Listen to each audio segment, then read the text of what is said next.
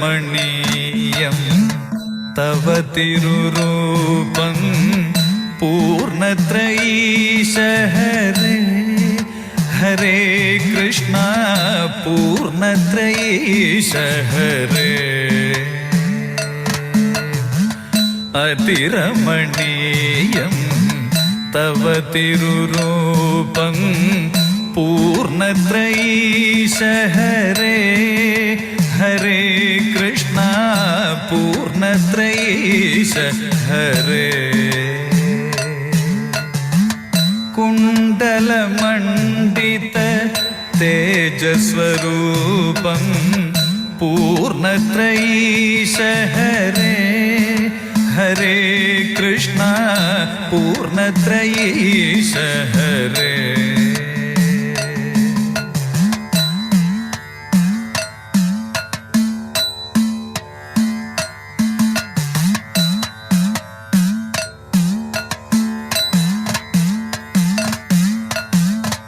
മമ മാനസമൊരു പൂജാ പുഷ്പം തിരുമുൻപിലർപ്പിച്ചിടുന്നേ കൈക്കൊള്ളേണമേ കൃഷ്ണമുരാരേ പൂർണ്ണത്രയീശ ഹരേ ഹരേ കൃഷ്ണ പൂർണ്ണത്രയീശ ഹരേ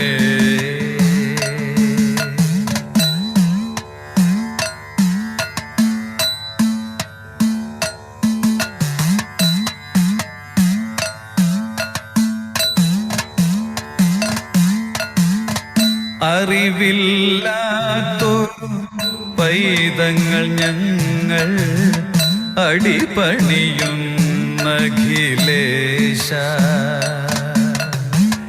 നിൻ സ്തുതി പാടി പാടി വരുന്നു പൂർണ്ണത്രയീശ ഹരേ ഹരേ കൃഷ്ണ പൂർണ്ണത്രയീശ ഹരേ അതിരമണീയം തവ തിരുരൂപം പൂർണ്ണത്രയീശ ഹരേ ഹരേ കൃഷ്ണ പൂർണ്ണത്രയീശ ഹരേ അതിരമണീയം തവ തിരുരൂപം പൂർണ്ണത്രയീശ ഹരേ ഹരേ കൃഷ്ണ പൂർണ്ണത്രയീശ ഹരേ പൂർണ്ണത്രയീശ ഹരേ ഹരേ കൃഷ്ണ പൂർണ്ണത്രയീശ ഹരേ പൂർണ്ണത്രയീശ ഹരേ പൂർണ്ണത്രയീശ ഹരേ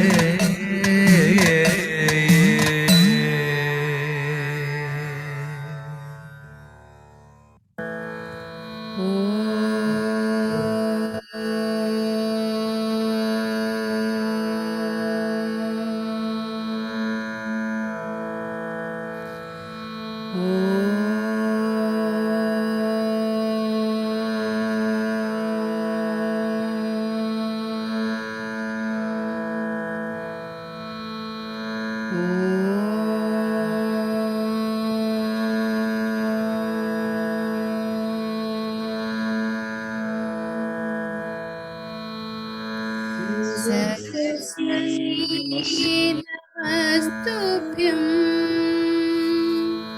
വരദേ കാമരൂപിണി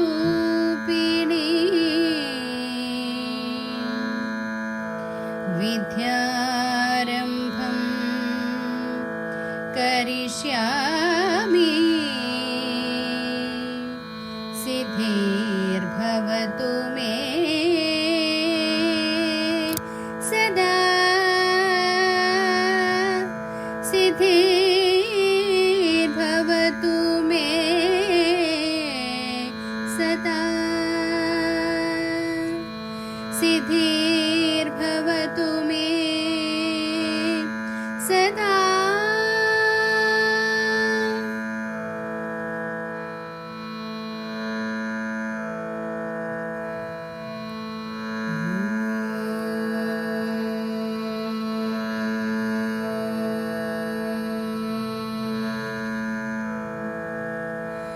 गुरु ब्रह्मा गुरुर्विष्णु गुरुर्देवो महेश्वर गुरुः साक्षात् परब्रह्म तस्मै श्री गुरवे नमः।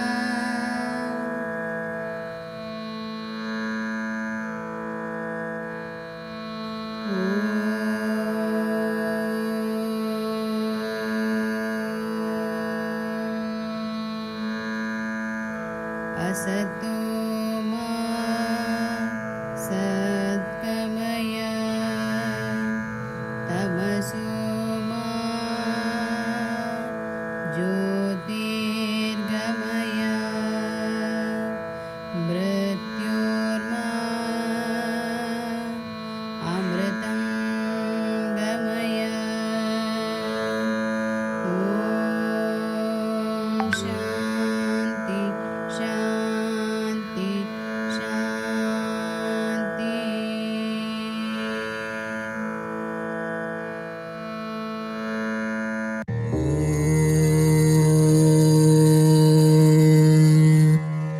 सहना भवतु सहनो भुनक्तु सह वीर्यं करवावहै तेजस्वी नावधीतमस्तु मा विद्विषावहै। ॐ शान्ति शान्ति शान्तिः।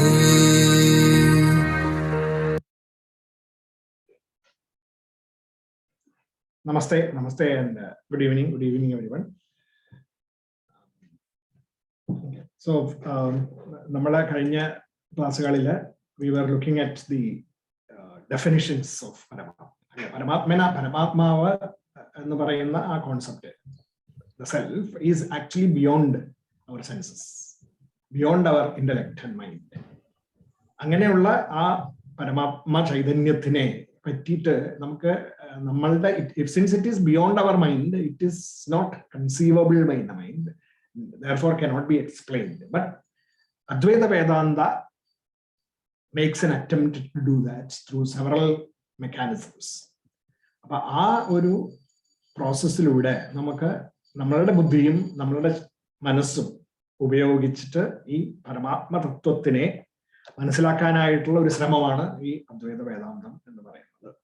അപ്പൊ അത് ഈ സട്ടിൽ ഇന്റലിജൻസിന്റെ നമ്മളുടെ തന്നെ ഉള്ള ഗ്രോസ് ഇന്റലക്ട് അല്ല, സാധാരണ പുറമേയുള്ള കാര്യങ്ങളെ പറ്റി മനസ്സിലാക്കാനും പഠിക്കാനും ഒക്കെ ആയിട്ടുള്ള ആ ഒരു ബുദ്ധി, അതിനെക്കാട്ടിൽ ഉപരിയായിട്ട് അതിന് മുകളിൽ നിൽക്കുന്ന സട്ടിൽ ഇന്റലക്ട്, ആ സട്ടിൽ ഇന്റലിജൻസിന്റെ കേപ്പബിലിറ്റീസ് നമുക്ക് ഉപയോഗിച്ചിട്ട് ഈ ആത്മതത്വവുമായിട്ട് നമുക്ക് താതാത്മ്യം പ്രാപിക്കുവാനായിട്ടുള്ള ശ്രമം നടത്തി തരുന്ന ഒരു സൈൻ ബോർഡാണ് അദ്വൈത വേദാന്ത ഫിലോസഫി. അപ്പൊ ആ സൈൻ ബോർഡ് കിട്ടിയാൽ അത് കഴിഞ്ഞ് അത് ഞാൻ ഇതെല്ലാം കേട്ടു അതുകൊണ്ട് എനിക്കെല്ലാം മനസ്സിലായി എന്ന് നമുക്ക് വിചാരിക്കാൻ പാടില്ല. കാരണം നമ്മുടെ സൈൻ ബോർഡിൽ എത്തിയിട്ടേ ഉള്ളൂ. പിന്നീട് അവിടുന്ന് ആ സൈൻ ബോർഡ് എവിടേക്കാണ് നമ്മളെ എത്തിക്കുന്നത് എന്നുള്ളതിനെ പറ്റി നമ്മളെ ഉള്ളിലേക്ക് ചെന്നിട്ട് റിഫ്ലക്ട് ചെയ്യണം. അങ്ങനെ ചെയ്യുമ്പോൾ മാത്രമേ നമുക്ക് ആ ശരിയായിട്ടുള്ള സ്ഥാനത്ത് എത്തിച്ചേരാനായിട്ട് സാധിക്കുള്ളൂ എന്നുള്ളതാണ് ഈ അദ്വൈത ഫിലോസഫിയുടെ ആചാര്യന്മാരൊക്കെ നമുക്ക് പറഞ്ഞു തരുന്നത്. ഇത് നമ്മളുടെ സാധാരണ മെറ്റീരിയൽ ഗ്രോസ് ഇന്റലിജൻസിന്റെ കേസ് എടുത്തു കഴിഞ്ഞാലും കാരണം സ്കൂളിലും കോളേജിലും ഒക്കെ പഠിക്കുന്ന കാര്യങ്ങൾ, പറഞ്ഞു തരുന്ന കാര്യങ്ങൾ നമ്മൾ മനസ്സിലാക്കി എന്ന് വച്ചു കഴിഞ്ഞാൽ കാര്യമില്ല. അത് ശരിക്കും നമുക്ക് ഉൾക്കൊള്ളണം എന്നുണ്ടെങ്കിൽ that is to really connect with the knowledge that we gain, even if it is material knowledge, to really gain and connect with that knowledge we need self time. നമുക്ക് സെൽഫ് ടൈം ആവശ്യമാണ്. നമ്മൾ സ്കൂളിലെ പ്രൊഫസർമാരോ അല്ലെങ്കിൽ ടീച്ചർമാരോ പ്രൊഫസർമാരോ കോളേജിൽ പറഞ്ഞു തരുന്നത് കേൾക്കുക, എന്നുള്ള ആ ഒരു പ്രോസസ്സ് മാത്രം കൊണ്ട് ഒരു കാര്യവും നടക്കില്ല. അപ്പൊ അത് നമ്മുടെ പിന്നീട് അതിനെ പറ്റിയിട്ട് റിഫ്ലക്ട് ചെയ്യാൻ പറ്റണം, മനനം ചെയ്യുക എന്ന് പറയുന്നതിന്റെ കൂട്ടത്തിൽ നമുക്ക് പ്രാക്ടിക്കൽ ആയിട്ടുള്ള കാര്യങ്ങൾ ചെയ്യാനും അത് ഉപയോഗിക്കുവാനും കൂടി ശ്രമിച്ചു കഴിയുമ്പോൾ, ഇത് രണ്ടും കൂടെ ചേർന്ന് കഴിയുമ്പോൾ മാത്രമേ നമുക്ക് ആ ജ്ഞാനവുമായിട്ട് താതാത്മ്യം പ്രാപിക്കാനായിട്ട് സാധിക്കുള്ളൂ. അപ്പൊ അത് ആത്മതത്വം, ആത്മാവിന്റെ knowledge of the self also requires A kind of actually your self effort in realising the knowledge. അതുവരെ സൈൻ ബോർഡ് മാത്രമായിട്ട് നിൽക്കുന്ന ജ്ഞാനം, അതാണ് നമ്മളിപ്പോ ഇവിടെ പഠിച്ചുകൊണ്ടിരിക്കുന്നത്. അപ്പൊ അതിൽ നിന്ന് നമുക്ക് പിന്നീട് സ്വന്തം റിഫ്ലക്ട് ചെയ്യുമ്പോൾ ഉണ്ടാവുന്ന മാറ്റങ്ങൾ അതെന്തൊക്കെയാണെന്നൊക്കെ ഉള്ളതാണ് ഇനിയും നമ്മൾ സംസാരിക്കാൻ പോകുന്നത് ഇന്ന്. അപ്പൊ അതിന് എന്താണ് ഇത് മനസ്സിലാക്കലാണ്, ഈ ആത്മതത്വം എന്താണ് എന്ന് മനസ്സിലാക്കലാണ് ശരിയായിട്ട് പറയുകയാണെങ്കിൽ നമ്മളുടെ ജീവിതത്തിന്റെ തന്നെ ലക്ഷ്യം, purpose of our life, because only human beings are capable of doing that, because we have a very highly evolved mind, which means that we have an intellectual component to the mind, which enables us to sift between what is not the self and what is the self, what is good, what is pleasant, etc., discriminate between them, and empower our mind to make sure that we are dispassionate towards that which is distracting and that which is not good for us. അങ്ങനെ പിടിച്ചു നിർത്തി നമുക്ക് നമ്മളുടെ വിവേക ബുദ്ധി ഉപയോഗിച്ചുകൊണ്ട് ഈ ആത്മതത്വത്തിലേക്ക് പോകാനായിട്ടുള്ള കഴിവ് മനുഷ്യന് മാത്രമുള്ളതാണ്. അതുകൊണ്ട് അൾട്ടിമേറ്റ്ലി പുറമേയുള്ള പ്രപഞ്ചത്തിനെ പറ്റി പഠിക്കുന്നതിനോടൊപ്പം തന്നെ അതെല്ലാം മനസ്സിലാക്കി കഴിഞ്ഞു കഴിഞ്ഞാലും നമ്മളുടെ ഉള്ളിലേക്ക് നമ്മൾ കണ്ണ് തിരിച്ച് നമ്മളുടെ മനസ്സിനെയും ബുദ്ധിയെയും മാത്രം അറിഞ്ഞാൽ പോരാ, അതിനെയൊക്കെ സാക്ഷിയായിട്ട് നിൽക്കുന്ന മനസ്സ്, ബുദ്ധി, സെൻസസ്, ഇതിനൊക്കെ സാക്ഷിയായിട്ട് നിൽക്കുന്ന ആ ആത്മതത്വം എന്താണ് എന്നുള്ള ഒരു ബോധത്തിലേക്ക് നമുക്ക് ചെല്ലാൻ മനുഷ്യന് മാത്രമേ സാധിക്കുള്ളൂ. അപ്പൊ that is the purpose of human life. Ultimate purpose of human life is to know the self, which means അപ്പൊ ഈ ആത്മതത്വം തന്നെയാണ് സച്ചിദാനന്ദമാണെന്ന് നമ്മൾ പറഞ്ഞു. ആനന്ദമാണ്, ആനന്ദസ്വരൂപമാണ്. അപ്പോ നമ്മൾ ആനന്ദസ്വരൂപന്മാരായി മാറുക, ജ്ഞാനസ്വരൂപന്മാരായി മാറുക എന്നുള്ളതാണ് സത്യത്തിൽ പറഞ്ഞു കഴിഞ്ഞാൽ ഈ മനുഷ്യന്റെ ധർമ്മം. മനുഷ്യധർമ്മം എന്ന് പറഞ്ഞു കഴിഞ്ഞാൽ ജ്ഞാനസ്വരൂപനാവുക, ആനന്ദസ്വരൂപനാവുക. കാരണം നമ്മളെ ആത്മാവ് സച്ചിദാനന്ദമാണ്. ആ സച്ചിദാനന്ദമാണ് ഞാൻ എന്നുള്ള ബോധത്തിലേക്ക് നമ്മൾ എത്തിച്ചേരലാണ് മനുഷ്യന്റെ ധർമ്മം. That is the purpose of life എന്നുള്ള കാര്യങ്ങളെ പറ്റിയിട്ടാണ് ഇനി സംസാരിക്കാൻ പോകുന്നത്. അപ്പോൾ we will go through that and try to understand from a different perspectives the purpose of existence. അപ്പൊ ആദ്യം നമുക്ക് ഒന്നുകൂടി ആ പടം അതിനെ പറ്റി ആലോചിച്ച് നോക്കാം. നമ്മള് what I said now, അതായത് the Paramatman is outside the ken of the senses, mind and intellect and hence cannot be objectified. അങ്ങനെയാണ്. അത് നമ്മള് ഒബ്ജക്ടിഫൈ ചെയ്തിട്ട് ആത്മതത്വം എന്നുള്ളിൽ പ്രകാശിക്കുന്നു എന്നുള്ള ബോധത്തോടു കൂടി നമ്മളതിനെ ചിന്തിക്കുമ്പോൾ നമ്മൾ ഇങ്ങനെയാണ്, അത് ഓരോ മനുഷ്യനും എന്റെ ഉള്ളിൽ ആത്മതത്വം പ്രകാശിക്കുന്നു എന്നുള്ളൊരു ബോധത്തിലാണ് നമ്മൾ ആദ്യം നിൽക്കുന്നത്. അപ്പൊ നമ്മുടെ ഉള്ളിലുള്ള ആത്മചൈതന്യത്തിന്റെ ഒരു സ്ട്രീം ഞാൻ അവിടെ കാണിച്ചിട്ടുണ്ട് മാത്രം, ഓരോന്നിലും. അതിപ്പോ പട്ടിയുടെ ജന്തുവിന്റെയോ ഒരു പക്ഷിയുടെയോ കല്ലിന്റെയോ ഒക്കെ ഉള്ളിൽ തന്നെ ഈ ചൈതന്യം തിളങ്ങി നിൽക്കുന്നു, നമ്മുടെ ഉള്ളിലും അത് തിളങ്ങി നിൽക്കുന്നു എന്നുള്ള ബോധമാണ് ആദ്യം ഉള്ളത്. അത് അവിടെ ഒരു ദ്വൈത ബോധമാണ് ഉണ്ടാവുന്നത്. അത് പിന്നീട് നമ്മള് ഈ അദ്വൈത വേദാന്ത തത്വങ്ങള് മനസ്സിലാക്കി റിഫ്ലക്ട് ചെയ്ത് മനനം ചെയ്ത് കഴിയുമ്പോൾ കിട്ടുന്ന ഒരു അവസ്ഥ എന്ന് പറയുന്നത് ലയനമാണ്.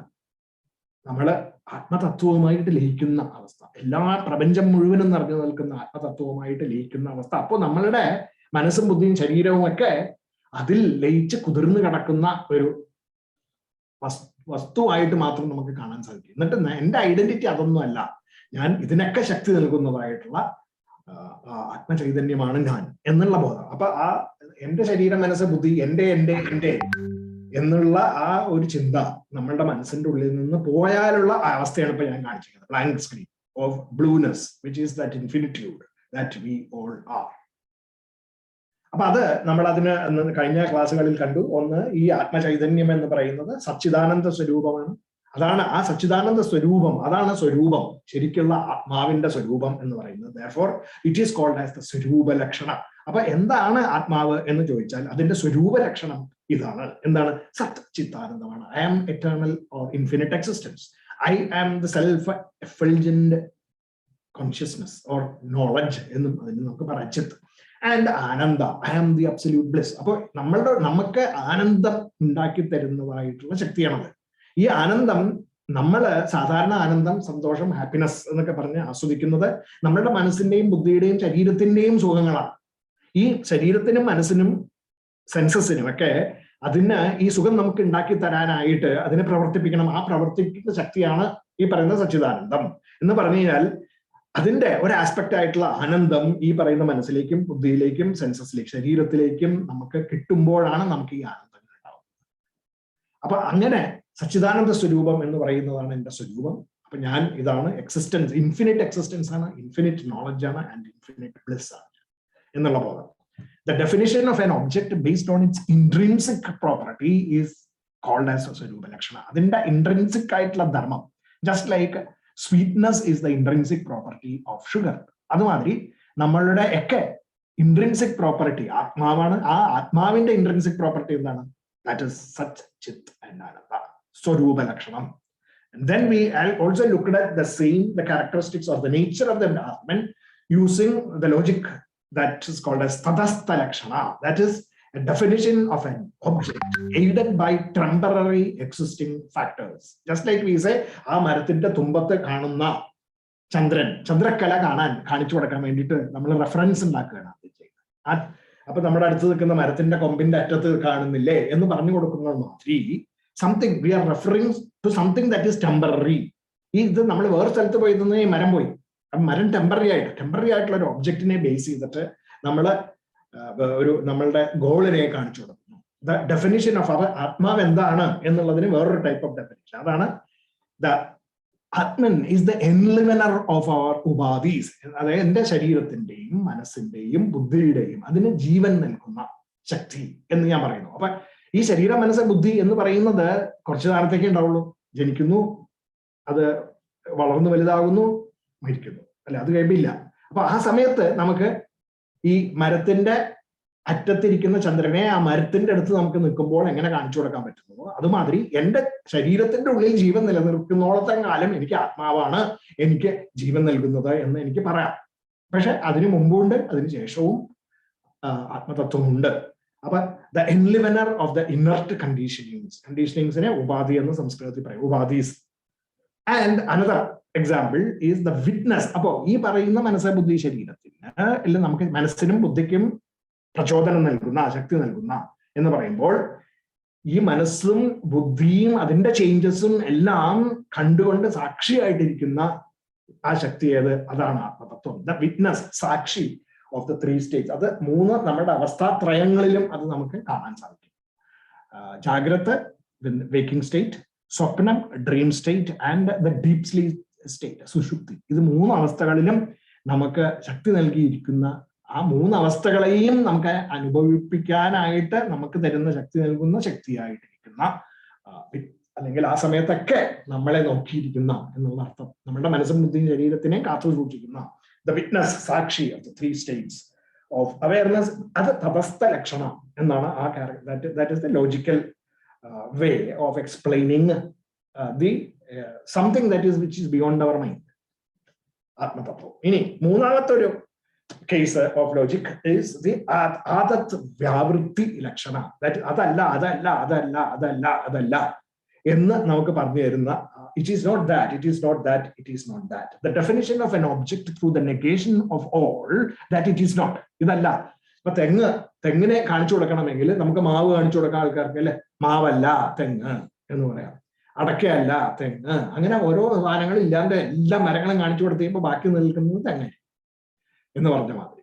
So you keep on saying that this is not that, this is not that, this is not that, this is not that, ultimately what remains is not എന്നുള്ള ലോജിക്ക്. ദാറ്റ് ഇസ് ആദത് വ്യാവൃത്തി ലക്ഷണം എന്ന് പറയാം. അങ്ങനെ 3 ലോജിക്കൽ പ്രോസസ്സിലൂടെ നമുക്ക് ഈ ആത്മതത്വത്തിനെ കാണിച്ചത്.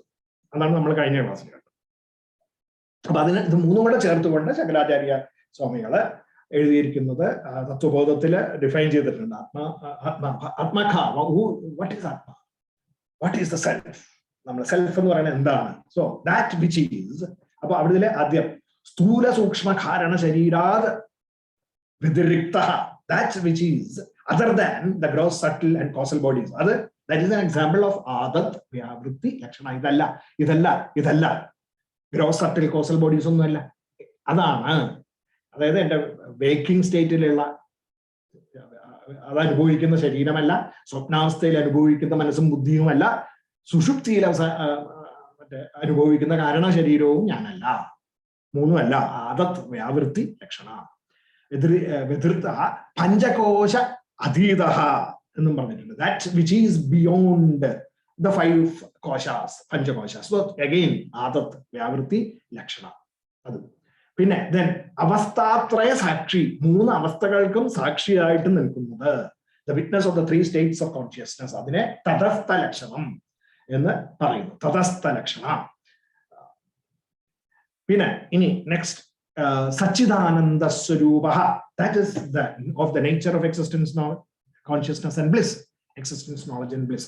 That is സ്വരൂപ ലക്ഷണം. സ്വരൂപ ലക്ഷണം. സോ ഇങ്ങനെ 3 ലക്ഷണങ്ങളെയും കൂട്ടിച്ചേർത്തിക്കൊണ്ട് ഡിഫൈൻ ചെയ്ത് 3-in-1 ഡെഫിനിഷൻ ആയിട്ടാണ് തത്വബോധത്തിൽ ശങ്കരാചാര്യ സ്വാമിജികൾ ഈ ശ്ലോകം വേഴ്സ് പറഞ്ഞിരിക്കുന്നത്. ഇനി അപ്പൊ നമുക്ക് നോക്കാം. ആത്മതത്വം, സ്വരൂപ ലക്ഷണം, സച്ചിദാനന്ദം. സച്ചിദാനന്ദമായിട്ടുള്ള ആ ആത്മാവ് ശരീരത്തിന്റെ ഉള്ളിൽ പ്രകാശിക്കുകയാണ്. വട്ടം ഞാൻ ശരീരം, മനസ്സ്, ബുദ്ധി അതിനെ കാണിച്ചിരിക്കണം. അതിന്റെ ഉള്ളിൽ നമുക്ക് പ്രകാശിച്ചുകൊണ്ട് നമുക്ക് ആത്മചൈതന്യമായിട്ട് നിൽക്കുന്ന ശക്തി സച്ചിദാനന്ദം. അത് which is nothing but the infinite existence, infinite knowledge and infinite happiness, which is bliss, ആനന്ദം. അങ്ങനെയാണ് എന്നുള്ള സ്വരൂപ ലക്ഷണം. ഇനി that which enlivens this body mind and intellect. Therefore അങ്ങനെ നമുക്ക് ശരീരത്തിന് ശക്തി നൽകുന്ന, ശരീരത്തിനും മനസ്സിനും ബുദ്ധിക്കും ഒക്കെ ശക്തി നൽകുന്നതായിട്ടുള്ള തടസ്ഥ ലക്ഷണം. And it is also the witness which is the continuity, the process of continuity given to me during deep sleep, dream state, and as long as I am live in this, within this being. ഈ ഉപാധികളുടെ ഉള്ളിൽ ഇരുന്നുകൊണ്ട് അതിന് ശക്തി നൽകിക്കൊണ്ട് അതിന്റെ അത് എപ്പോഴൊക്കെ ഉണ്ടോ അതിന് കണ്ടിന്യൂറ്റി കൊടുക്കുന്നതായിട്ടുള്ള, അതിന് വിറ്റ്നസ്, അതിന്റെ അൾട്ടിമേറ്റ് വിറ്റ്നസ് ആയിട്ട് ഇരിക്കുന്ന ശക്തി. ദാറ്റ് ഈസ് ആത്മതത്വം, ആത്മാവ്. അത് ഈ ശരീരം, പുറമെ കാണുന്ന ശരീരം, പിന്നെ മനസ്സിന്റെ അവസ്ഥകൾ, ശരീരം, ബുദ്ധിയുടെ അവസ്ഥകൾ, അതൊന്നും അല്ല ഞാൻ. ഇതൊന്നും, that is not, I am not those, the way my mind works and the effects of that intellect, and also the characteristics of my body, physical body, colors, height, weight, and all those things. I am not that. That is not. ഇതൊന്നും അല്ലാത്ത ഞാൻ എവിടെയാ? That is what is that is. അപ്പൊ നമ്മുടെ മനസ്സും ബുദ്ധി ശരീരം എല്ലാം അലിഞ്ഞ് പോയി കഴിയുമ്പോൾ ബാക്കി നിൽക്കുന്ന എന്താണ്? ദാറ്റ് ഈസ് സച്ചിദാനന്ദം, which is the enliven everywhere, for everything. All universe is enliven. യൂണിവേഴ്സിനെ മുഴുവനും എൻലിവൻ ചെയ്തിരിക്കുന്ന എക്സിസ്റ്റൻസ് ആണ് ഞാൻ. ദാറ്റ് ഈസ് വാട്ട് എന്നുള്ള ബോധം നമുക്ക് ഉണ്ടാക്കണം. അപ്പൊ അതിന് this is something that we can reflect on every day morning. എല്ലാ ദിവസവും രാവിലെ ഇരുന്നിട്ട് നമ്മുടെ മെഡിറ്റേറ്റീവ് സ്റ്റേറ്റിൽ ഇരുന്നുകൊണ്ട് നമുക്ക് ചിന്തിച്ച് ഇത് ഉൾക്കൊള്ളുവാനായിട്ടുള്ള ഒരു ശ്രമം നടത്തി കഴിഞ്ഞു കഴിഞ്ഞാൽ slowly you will feel that your body, mind and intellect is something which you are actually looking at, and therefore you can attain a state of equanimity of the mind where you are not perturbed by the fluctuations of your intellectual ideation, the emotional swings, as well as the pleasures, likes and dislikes through the senses. അതൊന്നും ഇല്ലാണ്ട് നമുക്ക് ഒരു ഇക്വാനിമസ് സ്റ്റേറ്റിലേക്ക് എത്തിച്ചേരാനായിട്ട് സാധിക്കുന്ന ആ ഒരു reflection. This is the process of reflection that we need to go through. We will look at ഈ ഒരു പ്രോസസ്സിലേക്ക്, ഈ റിഫ്ലക്ഷൻ പ്രോസസ്സിലേക്ക് നമുക്ക് കടന്നു ചെല്ലാൻ അത്ര എളുപ്പമല്ല. കാരണം ഇതിനു വേണ്ടിയിട്ട് നമ്മൾ ഇരിക്കുമ്പോൾ തന്നെ നമ്മളുടെ മനസ്സിന്റെയും ബുദ്ധിയുടെയും ശരീരത്തിന്റെയും ഒക്കെ വ്യാപാരങ്ങളിലേക്ക് നമ്മളെ വലിച്ചു കൊണ്ടുപോയിക്കൊണ്ടിരിക്കും. അപ്പൊ സെൻസസിന്റെ വ്യാപാരങ്ങളിലേക്ക് നമ്മളെ വലിച്ചു പോകാണ്ടിരിക്കാനായിട്ട് നമുക്ക് പല കാര്യങ്ങളും ഫിസിക്കലായിട്ട് ചെയ്യാൻ പറ്റി എന്ന് വരും ചിലപ്പോൾ, അല്ലെ? കണ്ണടച്ചിരിക്കാം, ചെവി അടച്ചു വയ്ക്കാം. പിന്നെ മേ ബി ഇപ്പൊ നമ്മുടെ പുതിയ ഇലക്ട്രോണിക് ഡിവൈസസ് ഒക്കെ അവൈലബിൾ ആണ്, നോയിസ് ക്യാൻസലിംഗ് ഹെഡ്ഫോൺസ് എന്നൊക്കെ പറഞ്ഞിട്ട്. You can put it on your എന്നിട്ട് അപ്പൊ ഒരു ശബ്ദം കേൾക്കില്ല. അങ്ങനെ നമുക്ക് എല്ലാം സെൻസസിനെ ബ്ലോക്ക് ഔട്ട് ചെയ്യാം, ഫിസിക്കലി സാധിച്ചു എന്ന് വരാം. പക്ഷേ മനസ്സിനെ ബ്ലോക്ക് ഔട്ട് ചെയ്യാനായിട്ട്, that is where the problem comes. നമുക്ക് ആ മനസ്സിനെ പിടിച്ചു നിർത്താൻ സാധിക്കില്ല. അപ്പൊ അത് എന്തുകൊണ്ടാണ് അത് സംഭവിക്കുന്നത്, അല്ലെങ്കിൽ അത് എന്നുള്ള കാര്യങ്ങളെ പറ്റിയിട്ടൊക്കെയാണ് ഇന്ന് നമ്മൾ ചിന്തിക്കാൻ പോകുന്നത്. അതിലേക്ക് നമുക്ക് കിടക്കാം. അതിനു മുമ്പ് ഇനി കഴിഞ്ഞ തവണ പറഞ്ഞ ചില സംഗതികൾ കുറച്ചും കൂടി ഒന്ന് എലാബറേറ്റ് ചെയ്യാൻ വേണ്ടിയിട്ട് ഞാൻ അത് ഒന്നുകൂടി പറയാം. ഈ സാക്ഷാത് ഈക്ഷണം, direct knowledge, direct instrumented knowledge ആണ് സെൽഫ് നോളജ് എന്ന് പറയുന്നത്. അതായത് മനസ്സിന്റെ അല്ലെങ്കിൽ ബുദ്ധിയുടെ അറിവ്, മനസ്സിന്റെ ഫീലിങ്സ്, സെൻസസിന്റെ പ്ലഷേഴ്സ്, സെൻസേഷണൽ പ്ലഷേഴ്സ് എന്ന് പറയുന്ന സംഗതികളൊക്കെ അത് വേറൊരു മീഡിയേറ്റർ ആവശ്യമുണ്ട്, അല്ലെ? സെൻസസിന് നമുക്ക് പ്ലഷർ, ഇപ്പൊ ചൂട് അനുഭവിക്കണമെങ്കിൽ തീ കൊണ്ടിട്ടുണ്ട്. അങ്ങനെ ഓരോന്നിനും ഒരു മീഡിയം ഉണ്ട്. പക്ഷെ ആത്മതത്വം എന്ന് പറയുന്നത് സ്വയം പ്രകാശിതമായിട്ടുള്ള, അതിന് ഒരു ഇൻസ്ട്രുമെന്റഡ് നോളജ് അല്ല. അതായത് ആത്മാവ് എപ്പോൾ നമ്മുടെ മനസ്സിനെയും ബുദ്ധിയെയും ശരീരത്തിനെയും ജീവൻ നൽകുന്നു, അപ്പ ത്രസിക്കാൻ തുടങ്ങുന്നു. And therefore it is immediate, it is an immediate process.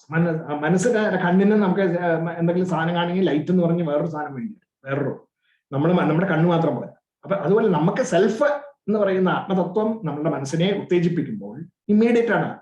It is known ഇൻസ്ട്രുമെന്റഡ് knowledge എന്ന് അതിനെ പറയുന്നത്. അതുകൊണ്ടാണ് ഇനി ഇപ്പൊ നമ്മള് നോക്കാം വിത്തൗട്ട് മോഡിഫിക്കേഷൻ. അതിന്റെ ഒരു ഇപ്പോഴത്തെ പുതിയ നമ്മളുടെ കോഗ്നിറ്റീവ് ന്യൂറോ സയൻസും കൂടി ചേർത്തുകൊണ്ടിട്ടുള്ള ഒരു എക്സ്പ്ലനേഷൻ ഞാൻ പറയാം. സോ വി ക്യാൻ ആഡ് അത്, you should think about that. And നമ്മളെപ്പോഴും ആലോചിക്കുന്ന, കുറച്ച് ചിന്തിക്കുകയും റിഫ്ലക്ട് ചെയ്യുകയും ചെയ്യുകയാണെങ്കിൽ ഇമ്മീഡിയറ്റ്ലി നമുക്ക് ചില കാര്യങ്ങളെ പറ്റി, നമ്മുടെ ബ്രെയിനിന്റെ നമ്മുടെ പല കാര്യങ്ങളെ പറ്റി ആലോചിക്കുമ്പോൾ നമുക്ക് വല്ലാണ്ട് ശരിക്കും പറയുകയാണെങ്കിൽ അത്ഭുതം തോന്നും, അല്ലെ? ഫോർ എക്സാമ്പിൾ, നമ്മളിപ്പോ ഇപ്പൊ ഇതിൽ ഞാൻ കാണിച്ചിരിക്കുന്ന പോലെ ഒരു ചായക്കപ്പ് ഞാൻ കാണുന്നു എന്റെ മുമ്പിലിരിക്കുന്നതായിട്ട്. നമ്മളൊന്ന് ആലോചിച്ച് നോക്കാം. അത് നമ്മളെ കാണുമ്പോൾ നമ്മുടെ മനസ്സിന്റെ ഉള്ളിലേക്ക് കടന്ന് ആ ചായക്കപ്പ് ഇത് ചായക്കപ്പാണെന്നും ഈ ചായക്കപ്പ് ഇരിക്കുന്നത് എന്റെ കയ്യ് എത്തുന്ന ദൂരത്തിലാണെന്നും, അപ്പോൾ അതുകൊണ്ട് ഇത് എനിക്ക് ചായ കുടിക്കാൻ തന്നിരിക്കുന്നതാണെന്നും, അതുകൊണ്ട് എന്റെ കയ്യിന് എത്തുന്നതായത് കാരണം എന്റെ കൈ സ്ട്രെച്ച് ചെയ്ത് കഴിഞ്ഞാൽ എത്ര സ്ട്രെച്ച് ചെയ്യണം എന്നൊക്കെ ഉള്ളത് അതിന് നമ്മളെ വളരെ എന്താ പറയാ ഡീറ്റെയിൽഡ് ആയിട്ട് ആലോചിക്കുകയാണെങ്കിൽ അതിന്റെ മെഷറൊക്കെ വേണം. അതൊന്നും നമ്മുടെ ബ്രെയിൻ ആ മെഷറൊക്കെ ചെയ്യുന്നുണ്ട് ഓട്ടോമാറ്റിക്. എന്നിട്ട് എന്താ പറയുക, എന്റെ കൈയിന്റെ ഒക്കെ നീളം, കപ്പ് ഇരിക്കുന്ന ദൂരം, അതിലേക്ക് എനിക്ക് എന്റെ കൈ എത്തിക്കാൻ എനിക്ക് സാധിക്കുമോ ഇല്ലയോ എന്നുള്ള ഡിസിഷൻ, എന്നിട്ട് ഞാൻ അത് എടുക്കുന്നു. അല്ലെങ്കിലോ എനിക്ക് എന്റെ കയ്യ് ആ കപ്പിലേക്ക് എത്തില്ല എന്നുണ്ടെങ്കിൽ ഞാൻ സാധാരണ എന്താ ചെയ്യുക, ഞാൻ എണീറ്റ് അതിന്റെ അടുത്തേക്ക് 1-2 സ്റ്റെപ്പ് എടുത്തിട്ട് അത് എടുക്കും. ഇതൊക്കെ ഓട്ടോമാറ്റിക്കായിട്ട് നടക്കുകയാണ്, അല്ലെ? ബ്രെയിൻ ഇതൊക്കെ നടത്തുകയാണ്. അപ്പൊ ഈ ബ്രെയിനിന് എവിടുന്ന് കിട്ടി ഈ ഇൻഫർമേഷൻ, ഇത്ര ദൂരമുണ്ട് എന്നുള്ളത് എന്നൊക്കെ ഉള്ളതിനെ പറ്റി നമ്മൾ ശരിക്കും ആലോചിച്ച് നോക്കുമ്പോൾ നമുക്ക് ഇങ്ങനെ ഭയങ്കര അത്ഭുതം തോന്നും. സാധാരണ ഇതൊന്നും നമ്മൾ ആലോചിക്കാറില്ല. സാധാരണ നമ്മൾ അങ്ങനെ ആലോചിക്കാൻ തുടങ്ങുന്നവർക്ക് വേണ്ടിയിട്ടാണ് ശരിക്കും വേണമെങ്കിൽ അദ്വൈത വേദാന്ത ഫിലോസഫി ഉള്ളത്, അല്ലെ? അല്ലെങ്കിൽ നമ്മളിതൊന്നും ആലോചിക്കേണ്ട കാര്യമില്ല, ആത്മാവ് അങ്ങനെ പറഞ്ഞ് നടന്നാൽ മതി. പക്ഷെ the moment we start learning or being inquisitive about the Atman, that means that we have an inquisitive mind, and that is the prerequisite for learning Advaita Vedanta. അപ്പോൾ അതുകൊണ്ടാണ് ഞാൻ ഇതും നമ്മൾ ആ ഡീറ്റെയിൽസിലേക്ക് കിടക്കുന്നത്. അപ്പൊ ഇത് നമ്മൾ സാധാരണ നമ്മുടെ മെറ്റീരിയൽ വേൾഡിൽ തന്നെ നമ്മൾ എപ്പോഴും അത്ഭുതപ്പെടുന്ന സംഗതികളാണ് ഇതൊക്കെ. അപ്പൊ അത് ഇപ്പോഴത്തെ പുതിയ ബ്രെയിൻ എങ്ങനെയാണ് വർക്ക് ചെയ്യുന്നത്, ഇത് എങ്ങനെയാണ് നമ്മൾക്ക് നടത്തി തരുന്നത് എന്നൊക്കെ ഉള്ളതിനെ പറ്റി നമുക്ക് ഇതുവരെ യാതൊരു അറിവുമില്ലായിരുന്നു. എന്നാൽ ഇന്ന് നമുക്ക് ഇതെല്ലാം അറിയാമെന്നല്ല, അതിലേക്ക് ഒരുപാട് വാതിലുകൾ തുറന്നിട്ടുണ്ട്. കഴിഞ്ഞ 5-10 കൊല്ലത്തിന്റെ ഉള്ളിൽ 2010 ശേഷമാണ് അത് സംഭവിച്ചിരിക്കുന്നത്. നമുക്ക് നോക്കാം അതിന്റെ വെളിച്ചത്തിൽ ഉള്ള ഒരു എക്സ്പ്ലനേഷൻ. അതായത് ഇവിടെ എന്താണ് നമുക്ക് നടക്കുന്നത്? അപ്പോ എന്റെ കോൺഷ്യസ്നെസിന്റെ ഉള്ളില്, എന്റെ ബോധമണ്ഡലത്തിന്റെ ഉള്ളില് ചായക്കപ്പ് വന്നപ്പോഴല്ലേ എനിക്ക് ചായക്കപ്പ് കാണാൻ സാധിച്ചത്, അല്ലെ? അങ്ങനെ നമ്മൾ ആലോചിച്ച് നോക്കാം. എന്റെ ബോധമണ്ഡലത്തിന്റെ ഉള്ളിൽ ചായക്കപ്പ് വന്നപ്പോൾ മാത്രമേ എനിക്ക് ചായക്കപ്പ് കാണാൻ പറ്റുള്ളൂ, അല്ലെ? ഇപ്പൊ എന്റെ ബോധമണ്ഡലത്തിൽ വരാൻ എന്താ എനിക്ക് സെൻസസ് വേണ്ടി വന്നു, അല്ലെ? എന്റെ പുറകില് എനിക്ക് കാണാൻ വയ്യാത്ത വിധത്തിൽ ചായക്കപ്പ് ആരെങ്കിലും വെച്ചിട്ട് പോയാൽ ഞാൻ ചായക്കപ്പ് നോക്കിയിരിക്കും, അല്ലെ? അൺലെസ് ആൻഡ് അണ്ടിൽ ആയിട്ട് ചിലപ്പോ ഒരു ചായയുടെ നല്ല അരോമ വന്നിരിക്കാം, മണം. അപ്പൊ സെൻസ് അവിടെ മൂക്ക്, അപ്പൊ എനിക്ക് ഇവിടത്തെ നോക്കിയിട്ട് കാണുന്നില്ല. അപ്പൊ ഞാൻ തിരിഞ്ഞു നോക്കുമ്പോ എന്റെ പുറകിലിരിക്കുന്നത് അല്ലെങ്കിൽ ചായ, അല്ലെ? അതെടുക്കാൻ അപ്പൊ നമുക്ക് എടുക്കാൻ പറ്റും. അപ്പൊ എന്റെ കോൺഷ്യസ്നെസിന്റെ ഉള്ളിലേക്ക് ചായക്കപ്പ് വരണം ആദ്യം. എങ്ങനെ? Through the census. ഒന്നില്ലെങ്കിൽ കാഴ്ചയായിട്ട്, അല്ലെങ്കിൽ സ്മെല്ലായിട്ട്, അല്ലെങ്കിൽ ശബ്ദമായിട്ട്. കാരണം ഇതവിടെ ചായ വെച്ചിട്ടുണ്ട് കേട്ടോ എന്ന് പറഞ്ഞ ഒരു ശബ്ദം എന്റെ ചെവിയിൽ വന്നപ്പോൾ ഞാൻ നോക്കുന്നു, അപ്പൊ കാണുന്നു അല്ലെ. അങ്ങനെ അങ്ങനെ നമുക്ക് ചായ കപ്പ് വന്നില്ല. അല്ലെങ്കിൽ ഞാൻ കിടന്ന് ഉറങ്ങിയിരിക്കുന്ന സമയത്താണെങ്കിൽ ഞാൻ കൈ ഇങ്ങനെ വെച്ചോണ്ട് കൈയിന്റെ അടുത്ത് സ്റ്റീലിന്റെ ഗ്ലാസ്സിലത്തെ ചൂട് ചായ കാപ്പി കൊണ്ട് വെച്ചപ്പോ തൊട്ടു വന്നു. അപ്പൊ ഞാൻ എന്റെ തൊലിയിൽ കൂടെ ഹീറ്റായിട്ട് വന്നു. Then suddenly my consciousness was aroused towards the towards the coffee cup. Okay. എന്നിട്ട് അത് അങ്ങനെ സെൻസസ് ആണ് നമ്മളെ അതിലേക്ക് കൊണ്ടുവരുന്നത്. അതിലേക്ക് കൊണ്ടുവന്ന് കഴിയുമ്പോൾ എന്താ ഉണ്ടാവുന്നത്? ഈ ചായ എന്റെ കോൺഷ്യസ്നെസിന്റെ ഉള്ളിലായിട്ട് അല്ലെ. നമുക്ക് logically think logically that coffee cup now is in my consciousness. അങ്ങനെയല്ലേ നമ്മൾ സാധാരണ ചിന്തിക്കും, ആലോചിച്ച് നോക്കും. That is in my consciousness. നമ്മളിതുപോലെ എനിക്ക് കോൺസ്റ്റിറ്റ്യൂട്ടിന്റെ 25ാമത്തെ അമെൻമെന്റ് ഒരു ബോധമില്ല എനിക്ക്. ഞാനത് വായിച്ചു കഴിഞ്ഞപ്പോഴോ through eyes. Then I became aware, conscious of the 25th amendment of the Constitution. അല്ലെ, അത് വേറൊരു അബ്സ്ട്രാക്ട് ലെവലിലേക്കും കൂടെ കൊണ്ടുപോകണം. അതായത് ചായക്കപ്പ് ഞാൻ എന്റെ കണ്ണുകൊണ്ട് കണ്ട് എന്റെ കോൺഷ്യസ്നെസിന്റെ ഉള്ളിലേക്ക് എങ്ങനെ കൊണ്ടുവന്നുവോ അതുമാതിരി എനിക്ക് അറിയാത്തതായിട്ടുള്ള നോളജിനെ ഞാൻ വായിച്ചോ മനസ്സിലാക്കിയോ മറ്റുള്ളവർ പറഞ്ഞു തന്നോ, വായിച്ചു മനസ്സിലാക്കുക കണ്ണു വഴി, മറ്റുള്ളവർ പറഞ്ഞു തന്ന ചെവി വഴി, അല്ലെങ്കിൽ വേറെ എന്തെങ്കിലും വഴി കാണിച്ചു തരികയൊക്കെ ചെയ്യുന്ന കണ്ണു വഴി, അപ്പോൾ അത് കണ്ണ് ചെവി മൂക്ക് അങ്ങനെ എല്ലാ നമ്മളുടെ ഈ സെൻസസ് വഴി എനിക്ക് നോളജ് എടുത്തു വരുമ്പോൾ ആ നോളജ് എന്റെ കോൺഷ്യസ്നെസിന്റെ ഉള്ളിലായി എന്ന് പറയുമ്പോൾ അത് ആബ്സ്ട്രാക്റ്റ് ആണ്. ഫിസിക്കൽ സെയിം തിങ്, ഈ ചായക്കപ്പ് കോൺഷ്യസ്നെസിന്റെ ഉള്ളിലേക്ക് വന്നു. ഇനി നമ്മൾ അപ്പൊ എന്റെ കോൺഷ്യസ്നെസിന്റെ ഉള്ളിലേക്ക് എങ്ങനെയാണ് വരുന്നത്, അപ്പൊ എങ്ങനെയാണ് ഇത് വരുന്നതെന്ന് ഇപ്പോൾ കണ്ടുപിടിച്ചു. അത് വളരെ എക്സൈറ്റിംഗ് ആയിട്ടുള്ള സംഗതിയാണ്. ഞാനത് വളരെ സിമ്പിൾ ആയിട്ട് പറയുന്നു മാത്രം. കൂടുതൽ ഇൻട്രസ്റ്റ് ഉള്ളവർക്ക് അതിനെപ്പറ്റി എക്സ്പ്ലോർ ചെയ്യാം, മനസ്സിലാക്കാം. അതായത് ഈ ചായക്കപ്പ് എങ്ങനെ വരുന്നതെന്ന് വെച്ച് കഴിഞ്ഞാല്, ഈ ചായക്കപ്പ് ഇങ്ങനെ എന്റെ ഉള്ളിൽ കണ്ണ് വഴി എന്റെ ഉള്ളില് മനസ്സിന്റെ ഉള്ളിൽ ആദ്യം പ്രതിഷ്ഠിതമാവും. ഓക്കെ, കണ്ണ് വഴി എന്റെ ഉള്ളിൽ പ്രതിഷ്ഠിക്കുകയാണ് ആദ്യം. അത് ഒരു മീറ്റർ അകലാണ് ഇരിക്കുന്നത്, പക്ഷെ അത് എന്റെ കണ്ണിന്റെ ഉള്ളു വഴി ഉള്ളിലത്തെ എന്റെ ബ്രെയിനിന്റെ ഉള്ളിലേക്ക് വന്നു. എന്നിട്ട് ബ്രെയിനിന്റെ ഉള്ളില് ഞാൻ പിന്നെ നടക്കുന്നതിന്റെ ഡീറ്റെയിൽസ് ഞാൻ കിടക്കുന്നില്ലെങ്കിലും ഒന്ന് വെച്ചാൽ മെമ്മറിയിൽ പോയിട്ട് അവിടെ ഇങ്ങനെ ഒരു കപ്പ്, ഇത് ചായ കപ്പാണെന്നും അത് അതിൻ്റെ ഉള്ളിൽ ചായയാണെന്നും ആ മെമ്മറീസിനുള്ളിൽ അത് എടുത്തുകൊണ്ടുവന്ന് ആ മെമ്മറിയുടെ ഉള്ളിൽ നിന്ന് ഇതിന് ഇക്വാലന്റ് ആയിട്ടുള്ള എന്റെ എക്സ്പീരിയൻസസിനെ കൊണ്ടുവന്ന് അത് എന്റെ ബ്രെയിനിന്റെ ഹയർ ലെവലിലേക്ക് കൊടുക്കുന്നു, കോർട്ടിക്കൽ ലെയേഴ്സിലേക്ക് കൊടുക്കുന്നു ഇൻഫർമേഷൻ. എന്നിട്ട് അപ്പൊ cortical layer takes the decision that this is a coffee cup and a lot of other decisions also of physical എന്താ റെഫറൻസിങ് ഒക്കെ നടക്കുന്നുണ്ട്. ഓക്കെ, അതിന്റെ ഡീറ്റെയിൽസിലേക്കാണ് ഞാൻ ഇപ്പൊ കിടക്കുന്നില്ല എന്ന് പറയും. എന്നിട്ട് എന്ത് ചെയ്യുന്നു വെച്ച് കഴിഞ്ഞാല് ഇമ്മീഡിയറ്റ്ലി എന്റെ കോൺഷ്യസിനെ നമ്മുടെ ഈ പ്രൊജക്ടറിൽ നിന്ന് ലൈറ്റ് എങ്ങനെ ചുമരിലേക്ക് അടിക്കുന്നുവോ അതുമാതിരി എന്റെ കോൺഷ്യസ്നെസ്സിനെ അത് ഉള്ളിലേക്ക് ഈ ബ്രെയിനിന്റെ ഉള്ളിൽ നിന്ന് അതിനെ അങ്ങടെ വേവ്സ് ആയിട്ട് പുറത്തേക്ക് വിടുകയാണ് ചെയ്യുന്നത്. It just goes and becomes a wave which encompasses the coffee cup. ആ കോഫി കപ്പ് ഇരിക്കുന്ന സ്ഥലവും കൂടി കവർ ചെയ്യുന്ന വിധത്തിൽ എന്റെ കോൺഷ്യസ്നെസ്സിനെ അവയർനെസ് എനിക്ക് ഉണ്ടാക്കി തരുന്നു. അപ്പോ ഈ കോഫി കപ്പ് ഇരിക്കുന്ന സ്ഥലത്ത് എന്റെ കോൺഷ്യസ്നെസ് നേരത്തെ ഉണ്ടായിരുന്നില്ലേ? കോൺഷ്യസ് വേവ്സ് ഉണ്ട്, പക്ഷെ I was not aware of it because my senses were not focused on it. My senses were not focused on it, and even if the senses were focused on it, unless the mind gets connected to the senses, it doesn't. So my senses were focused. Senses have to be focused on the object, and the mind needs to connect with it. When the mind connects with it, then what happens is mind includes the memory. നാല് നമ്മൾ പറഞ്ഞു അല്ലേ, വേദാന്തം നമുക്ക് പറഞ്ഞു തന്നിട്ടുണ്ട്. മനസ്സ് എന്ന് പറഞ്ഞ എന്താ, വാട്ട് ഈസ് മനസ്സ്? അന്ധകരണം അല്ലെ, നാലെണ്ണം ഉണ്ട്. മനസ്സ്, ബുദ്ധി, അഹങ്കാരം, ചിത്തം. മനസ്സ്, ബുദ്ധി, അഹങ്കാരം, ചിത്തം. ഈ നാല് സംഗതികൾ പ്രവർത്തിച്ചു. ചിത്തം മെമ്മറീസ്, അഹങ്കാരം ഇത് എനിക്ക് വേണ്ടിയിട്ടുള്ളത് എന്നുള്ള അതുകൂടി അതിലെ മനസ്സ് അങ്ങനെ ഒരു ഓണർഷിപ്പ് എന്ന് പറയുന്ന തോട്ട് കൊണ്ടുവന്നു. മെമ്മറി എന്ന് പറയുന്ന തോട്ട് കൊണ്ടുവന്നു. പിന്നെ മൈൻഡ്, ഇമോഷണൽ ആയിട്ടുള്ള സംഗതികളും കൊണ്ടുവന്നു. And also the ideation, idea, intellect, മനസ്സ്, ബുദ്ധി, ഇതൊക്കെ അറിവ്, അതിന്റെ ഇത് കാപ്പി മറ്റേ ബാക്കിയുള്ള ഇന്റലക്ച്വൽ ആയിട്ടുള്ള സംഗതികൾ, ഇതൊക്കെ കൂടി ഈ തോട്ട്സ് ഒക്കെ കൂടി കൊണ്ടുവന്നു. Rational thoughts, the emotional thoughts, the memories also is a thought, and the egoistic thought which is about the ownership. ഇതെല്ലാം കൂടി കൊണ്ടുവന്നിട്ട് പുറത്തേക്ക് അങ്ങോട്ട് പ്രൊജക്ട് ചെയ്യുകയും ചെയ്യുന്നു. അപ്പൊ പുറത്തേക്ക് പ്രൊജക്ട് ചെയ്യുന്ന എന്റെ കോൺഷ്യസ്നെസ്സിനെ ഒരു ചലനം ഉണ്ടാക്കുക, എന്റെ കോൺഷ്യസ്നെസ്സിൽ ഒരു ചലനം ഉണ്ടാക്കുക. ഇപ്പൊ നമ്മളൊരു ഓഷ്യൻ അല്ലെങ്കിൽ ഒരു കല്ലെടുത്തിട്ട് കഴിഞ്ഞാൽ റിപ്പിൾസ് ഉണ്ടാവുന്ന മാതിരി എന്റെ കോൺഷ്യസ്നെസ്സിൽ അങ്ങയുടെ റിപ്പിൾസ് ഉണ്ടാക്കാൻ ചെയ്യുന്നത്. അപ്പോ then it actually touches that ഒബ്ജക്റ്റിന്റെ പ്രസൻസ് എനിക്ക് ടച്ച് ചെയ്ത് തരും, പ്രസൻസിന്റെ ഒബ്ജക്റ്റ്. അപ്പൊ എന്റെ consciousness what has happened is it has എന്താ പറയാ ഒരു ഇറ്റ് ഹാസ് എക്സ്പാൻഡഡ് എന്നുള്ള എക്സ്പാൻഡ് ശരിയല്ല, ശരിക്കും ഇറ്റ് ഈസ് ഓൾറെഡി ഇത്. പക്ഷെ മൈ അവയർനെസ് ആണ് better word will be awareness. എന്റെ സെൻസസ് കോൺഷ്യസ്നെസ്സുമായി കണക്ട് ചെയ്യുമ്പോൾ ഉണ്ടാവുന്നതാണ് awareness. So my awareness gets expanded to the place where the cup is there. ഇപ്പൊ കപ്പ് എവിടെ ഇരിക്കുന്നുവോ അവിടേക്ക് എന്റെ അവയർനെസ് ഒക്കെ എക്സ്പാൻഡ് ചെയ്യും. Awareness means my consciousness connected to the senses, അവിടേക്ക് എക്സ്പാൻഡ് ചെയ്തു. Then I see the cup. And അതിൽ മാത്രമല്ല, അവിടെ ഈ ബ്രെയിൻ ഇത് ഫുൾ റെപ്രസെന്റ് ചെയ്തിട്ടുണ്ട് ഉള്ളില്. therefore I know grid movement, left, right, up, down, rotation, all those things I can. Now I know. And therefore the cortical brain can now send commands through the motor control to the motor control area so that my hand will start moving towards the cup. And അതിനുള്ള command കൊടുക്കാൻ പറ്റും.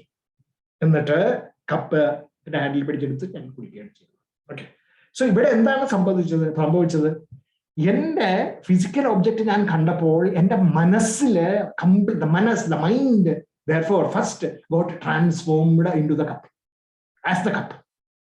കപ്പായി മാറിയ എന്റെ മനസ്സ്, കപ്പായി മാറിയ എന്റെ മനസ്സ് എന്റെ കോൺഷ്യസ്നെസ്സിന് അവയർനെസ് ഉണ്ടാക്കി തന്നു. അങ്ങനെയാണ് സംഭവിക്കുന്നത്. Okay, so the mind gets modified and therefore I feel the cup, where I see the cup. അങ്ങനെയാണ് സംഭവിക്കുന്നത്. സോ ഈ പറയുന്ന മനസ്സിലെ ഒബ്ജക്റ്റുകൾ ഉണ്ടാക്കുന്ന മാറ്റങ്ങൾ, മനസ്സിലെ മാറ്റം, അത് പക്ഷേ ഈ മനസ്സിന് ശക്തി നൽകുന്ന ശക്തി ഏതാണ്? ആത്മതത്വം. ഈ ആത്മതത്വത്തിന് ഈ മനസ്സ് അങ്ങോട്ട് എടുത്തിട്ട് ആത്മാവ് മനസ്സായി മാറുക അങ്ങനെയല്ല. കാരണം it is above the mind and therefore it does not. And that mind, as the moment the mind is activated, immediately the mind is able to do this. And the self does not get modified. The self does not get modified. അപ്പൊ അതിന് വേറൊരു example കൂടെ ഉണ്ട്. Example പറയുമ്പോൾ ഇതിൽ that mind and intellect which is inside me is now projecting some feelings, likes, dislikes and indifference. അത് mind and ഇന്റലക്റ്റിന്റെ വ്യത്യാസങ്ങളാണ്. അതാണ് മനസ്സിന്റെ മോഡിഫിക്കേഷൻ ആണത്. അപ്പോ ഈ മനസ്സിന്റെ മോഡിഫിക്കേഷൻ ഉണ്ടാവുമ്പോഴാണ് എനിക്ക് കാപ്പി ഇഷ്ടമല്ല, അല്ലെങ്കിൽ മറ്റേ വട്ടം തണുത്തുപോയി അതുകൊണ്ട് therefore എനിക്ക് പറ്റില്ല എന്നൊക്കെ പറയുന്ന സംഗതികളൊക്കെ മനസ്സാണ് ഉണ്ടാക്കുന്നത്. പക്ഷെ ഈ മനസ്സിന് കൊടുക്കുന്ന ശക്തി സെൽഫ്, ഈ self is not getting modified and nor it is affected by the after effects of the whole thing. ഇതൊരു ചൂടും അല്ലെങ്കിൽ ഇഷ്ടാനിഷ്ടങ്ങളൊന്നുമില്ല, മനസ്സിനാണ് ഇഷ്ടാനിഷ്ടങ്ങളൊക്കെ ഉണ്ടാവുന്നത്. അപ്പൊ this is the nature of that art. ആത്മാവിന്റെ നേച്ചർ ഓഫ് ദ മൈൻഡ് എന്താണ്? Likes, dislike and all those things. Nature of the senses എന്താണ്? Senses, pleasure and pain and those things. But nature of self, nothing. Nature of self, nothing. It is only the enlivening power for the mind. അതിന് ഇഷ്ടാനിഷ്ടങ്ങളോ വേദനയോ മറ്റേ വേദനയില്ലായ്മയോ ഒന്നും അതിനില്ല. That is the characteristics. അപ്പൊ അത് ഒന്ന് എക്സ്പ്ലെയിൻ ചെയ്യാൻ വേണ്ടിയിട്ടാണ് ഞാൻ ഒന്നുകൂടി എക്സ്പ്ലെയിൻ ചെയ്തതാണ്. ഇത് മനസ്സിലാക്കിയിട്ട് ഈ ആത്മതത്വം ഇതാണ് എന്നുള്ള മനസ്സിലാക്കല്, that is the ultimate purpose of human life, the existence. The purpose of our existence is to understand this, that this body, mind and intellect and the senses are nothing but equipments, and these equipments are modified by the objects of the outside world, whereas the sensor, the power that is enlivening this senses and the mind, that is the self. That self is merely a witness, and it is pure knowledge which does not get modified, and it is infinite existence which it does not have a beginning and end. എന്നുള്ള ആ ബോധത്തിലേക്ക് നമ്മളെ ഉയർത്താം. That knowledge acquisition and therefore the modification of my mind and intellect characteristics such that my outlook on the world outside and my living is molded. That is the purpose of human life. Other only human beings are capable of doing that. Why? Because the equipment of the physical body, the mind and the intellect is in different states of evolution in the different the plants, animals and man. അതുകൊണ്ടാണ്. അപ്പൊ അതിന്റെ ഒരു comparative ആയിട്ടുള്ള ഒരു ടേബിളാണ് ഇവിടെ ഈ അദ്വൈത വേദാന്ത philosophy പറയുന്നത്. That's the equipment of the physical body in a plant is that all the five sense organs are not present, and it is perception is minimum. എല്ലാം നമ്മളുടെ അത്ര ഡെവലപ്ഡ് അല്ല, ഇല്ല എന്നല്ല പറയുന്നത്, it is there but it is not all may be available also physical body. കണ്ണ്, മൂക്ക് എന്നൊക്കെ പറയുന്നത് അതിന് വേറെ സെൻസിങ് അപ്പാരറ്റസസ് ഒക്കെയാണ് ഉള്ളത്. Animals sense organs are partially developed എന്ന് പറയുന്നു. Partially എന്ന് പറഞ്ഞു കഴിഞ്ഞാൽ in the sense that the mind is partially developed. അതിന് നെക്സ്റ്റ് സ്റ്റേറ്റിൽ. അപ്പൊ അത് കാരണം these objects are also. ഇപ്പൊ കണ്ണ് ഫോർ എക്സാമ്പിൾ ചില സംഗതികള് കൂടുതൽ കാഴ്ചശക്തി ഉള്ള മൃഗങ്ങളുണ്ട് അല്ലെ, അപ്പൊ അതുണ്ട്. പക്ഷെ ബാക്കിയുള്ള സെൻസസ് എല്ലാത്തിനും ഒരു അഡ്വാൻസ്ഡ് ലെവലിലുള്ള ഡെവലപ്മെന്റ് ഇല്ല. And man the sense organs are well developed. Similarly mind actually lakhs conscious feelings and emotions. Feelings and emotions ആണ് ഇല്ലാത്തത്. അതിന് ഈ സ്റ്റിമുലസ് റെസ്പോൺസ് ബിഹേവിയർ ആണ് ഈ പ്ലാന്റ്സിനൊക്കെ ഉള്ളത്. And similarly animals എന്റർടൈൻസ് minimum feelings and minimum emotions. But man, it is well developed. And intellect is not developed in plant, is partially developed and lacks subtle intellect illa mrigangalukku. Therefore, that is the reason why the animals cannot be trained to understand self. And yes, sir. Yeah. Sir, നമ്മൾ ആദ്യം പറഞ്ഞല്ലോ സെൽഫിനെ നമുക്ക് മൂന്നായിട്ട് explain ചെയ്യാം. That is based on its property, based on the way in which it is as sakshi, witness, and based on negation. And based on negation. These three ways. So if we try to say that ഇപ്പൊ projection എങ്ങനെയാണ് നടന്നതെന്നാണ് ഇപ്പൊ sir നേരത്തെ ഇതിൽ പറഞ്ഞേ, through the senses, how we make it into our consciousness, right? Make it, but how we bring that object into our awareness. It is there in the consciousness always. Okay, into our awareness. So what kind of property, through it is through the senses that we try to understand, right, the knowledge, right? So which kind of principle does it take to understand the Atma? Is it the property? Is it through its property? Is it through its enlivening, or is it through the negation? എല്ലാം മൂന്നും. അതുകൊണ്ടാണ് അതിനെ മൂന്ന് സംഗതികളിലൂടെയും നമുക്ക് മൂന്ന് പെർസ്പെക്റ്റീവ്സിലൂടെയും അത് ഉൾക്കൊള്ളാൻ ശ്രമിക്കുമ്പോഴാണ് നമുക്ക് അതിന്റെ ശരിയായിട്ടുള്ള ഒരു അതായത് നമ്മളുടെ സട്ടിൽ ഇന്റലക്റ്റിന് കണക്ട് ചെയ്യാൻ പറ്റുന്ന വിധത്തിൽ അതിനെ മനസ്സിലാക്കാൻ സാധിക്കുന്നത്. അപ്പൊ മൂന്നും വേണം. അതുകൊണ്ടാണ് അത് മൂന്ന് വിധത്തിൽ എക്സ്പ്ലെയിൻ ചെയ്യുന്നത്. അതല്ലെങ്കിൽ നമുക്ക് എല്ലാ ആസ്പെക്റ്റും കാണില്ല. ഇപ്പൊ ഫോർ എക്സാമ്പിൾ സ്വരൂപ ലക്ഷണം ഇല്ലാന്ന് വിചാരിക്കാം. സ്വരൂപ ലക്ഷണം ഇല്ലെങ്കിൽ നമ്മൾ we will be totally lost. സച്ചിദാനന്ദമാണെന്നുള്ള ഒരു ബോധം നമുക്കില്ലെങ്കിൽ ഒരു എൻലീവൻ എന്നുള്ള ഇതിലിരിക്കും നമുക്ക്. അപ്പൊ നമ്മുടെ മനസ്സിന്, അപ്പൊ നമ്മുടെ പിന്നെ സന്തോഷങ്ങളുടെ പ്രതിരൂപങ്ങളൊക്കെ ഉണ്ടല്ലോ, ലൈക്ക് പ്രിയാമോദാമോ, അതൊക്കെ എങ്ങനെയാ വരുന്നതെന്നൊക്കെ ഉള്ളതിന്റെ കാര്യങ്ങളെ പറ്റി നമ്മൾ മനസ്സിലാക്കിയിട്ടില്ലെങ്കിൽ അപ്പൊ നമുക്ക് ഇത് ആ സ്വരൂപ ലക്ഷണം എന്താണെന്ന് അറിയണം, എന്നാലേ അത് പറ്റുള്ളൂ, മനസ്സിലാക്കാൻ സാധിക്കുള്ളൂ. അപ്പൊ എല്ലാം ആവശ്യമാണ്, മൂന്നും ആവശ്യമാണ് നമുക്ക്. അപ്പൊ നേരത്തെ സാർ പറഞ്ഞത് ഇപ്പൊ പ്രൊജക്ഷൻ എങ്ങനെയാ നടക്കണേ ത്രൂ ആർ മൈൻഡ് ഇന്റലക്ട്. അത് ഫിസിക്കൽ ആയിട്ടുള്ള ഒബ്ജക്ട്സ് അല്ലെങ്കിൽ physical outer world knowledge, outer world knowledge modify നമ്മളെ എങ്ങനെയാ മനസ്സിലാക്കുന്നത്. അപ്പൊ മനസ്സിലാക്കുമ്പോൾ മനസ്സുകൊണ്ടാണ് മനസ്സിലാക്കുന്നത്, മനസ്സ് ബുദ്ധി കൊണ്ട്. ആ മനസ്സും ബുദ്ധിയിലും ഉണ്ടാവുന്ന മാറ്റങ്ങളാണ് അത് കാരണം ഉണ്ടാവുന്ന മാറ്റങ്ങൾ. മനസ്സിലും ബുദ്ധിയിലും മാറ്റങ്ങൾ ഉണ്ടാവുന്നു അത് കാരണം, അല്ലെ? അതിനെ പറ്റിയിട്ടാണ് ഞാൻ സംസാരിച്ചത്. എന്നാൽ അതുമാതിരിയുള്ള മാറ്റങ്ങള് ഈ മനസ്സിലും ബുദ്ധിക്കും കേൾക്കുന്നില്ല.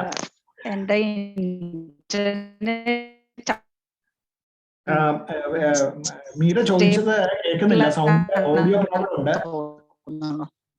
So I can't hear you well. അവിടെ എന്തോ ഓഡിയോ പ്രോബ്ലം ഉണ്ടെന്ന് തോന്നുന്നു. അവിടെ നിന്നുള്ള പ്രോബ്ലം ആണത്. Yes sir. ഓക്കെ, എന്താ ചോദ്യം മുഴുവൻ കേട്ടില്ല ഞാൻ, അത് കാരണം.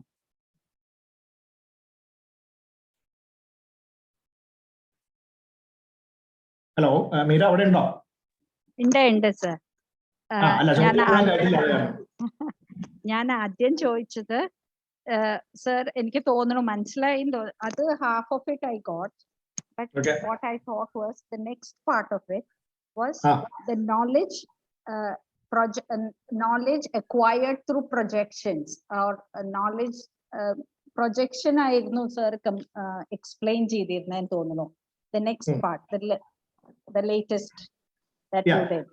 അവിടെ ഓക്കെ, ഞാൻ ആ പ്രൊജക്ഷൻ അവിടെ ഈ ആത്മതത്വത്തിന്റെ മനസ്സിലാക്കാനായിട്ടുള്ള ലോജിക്കൽ റെഫറൻസസ് അത് തമ്മിലുള്ള ആ കണക്ഷൻ അല്ല അവിടെ പറഞ്ഞത്. അവിടെ പറഞ്ഞത് എന്താണ്? അവിടെ പറഞ്ഞത് ഈ പ്രൊജക്ഷൻ നടക്കുന്നത് മനസ്സാണ് പ്രൊജക്ട് ചെയ്യുന്നത്. രജസ് അതാണ് അത് നമ്മളിപ്പോ ക്വാളിറ്റീസ് ഗുണത്തിന്റെ കാര്യങ്ങളെ പറ്റിയിട്ടൊക്കെ സംസാരിക്കുമ്പോൾ we'll come to that. But that projection is happening how? It is by the modification of the mind. Okay, മനസ്സിലായോ? മനസ്സിലായി. അപ്പം it is the mind intellect union that gives projection. Yes, and that is not the core point that I was trying to convey. The core point that I am trying to convey is that the physical, the knowledge that the mind gives, the mind, that is something which of an object. For example, using the mind, we are trying to understand an object. Then what is happening is the mind is actually getting modified by that knowledge. Okay. Mind is getting modified by the knowledge of the object. Okay. So mind, which actually tries to connect with the object and then understand the object, is getting modified by the object. Right? Okay. Right. Now, if we look at the other way, the mind that is actually that is connecting with the Atman yes. is not affecting the Atman. Atman is not getting modified. That is what.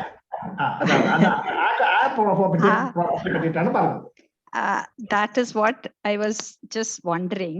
If we are acquiring knowledge through this mind, and we are trying to say that the three ways in which you can explain Atma is through the property, witness, and negation, how do we understand the Atma? Okay, how do we understand the Atma? രണ്ട് സംഗതികളാണ് ഇപ്പൊ ഒന്ന് ആലോചിച്ചു.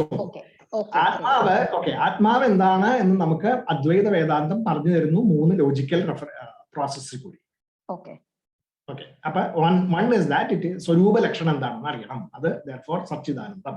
പിന്നെ തദസ്ഥ ലക്ഷണം എന്ന് പറയുന്നത് that it is the enlivener and that it is the self is the സാക്ഷി എന്ന് പറഞ്ഞു.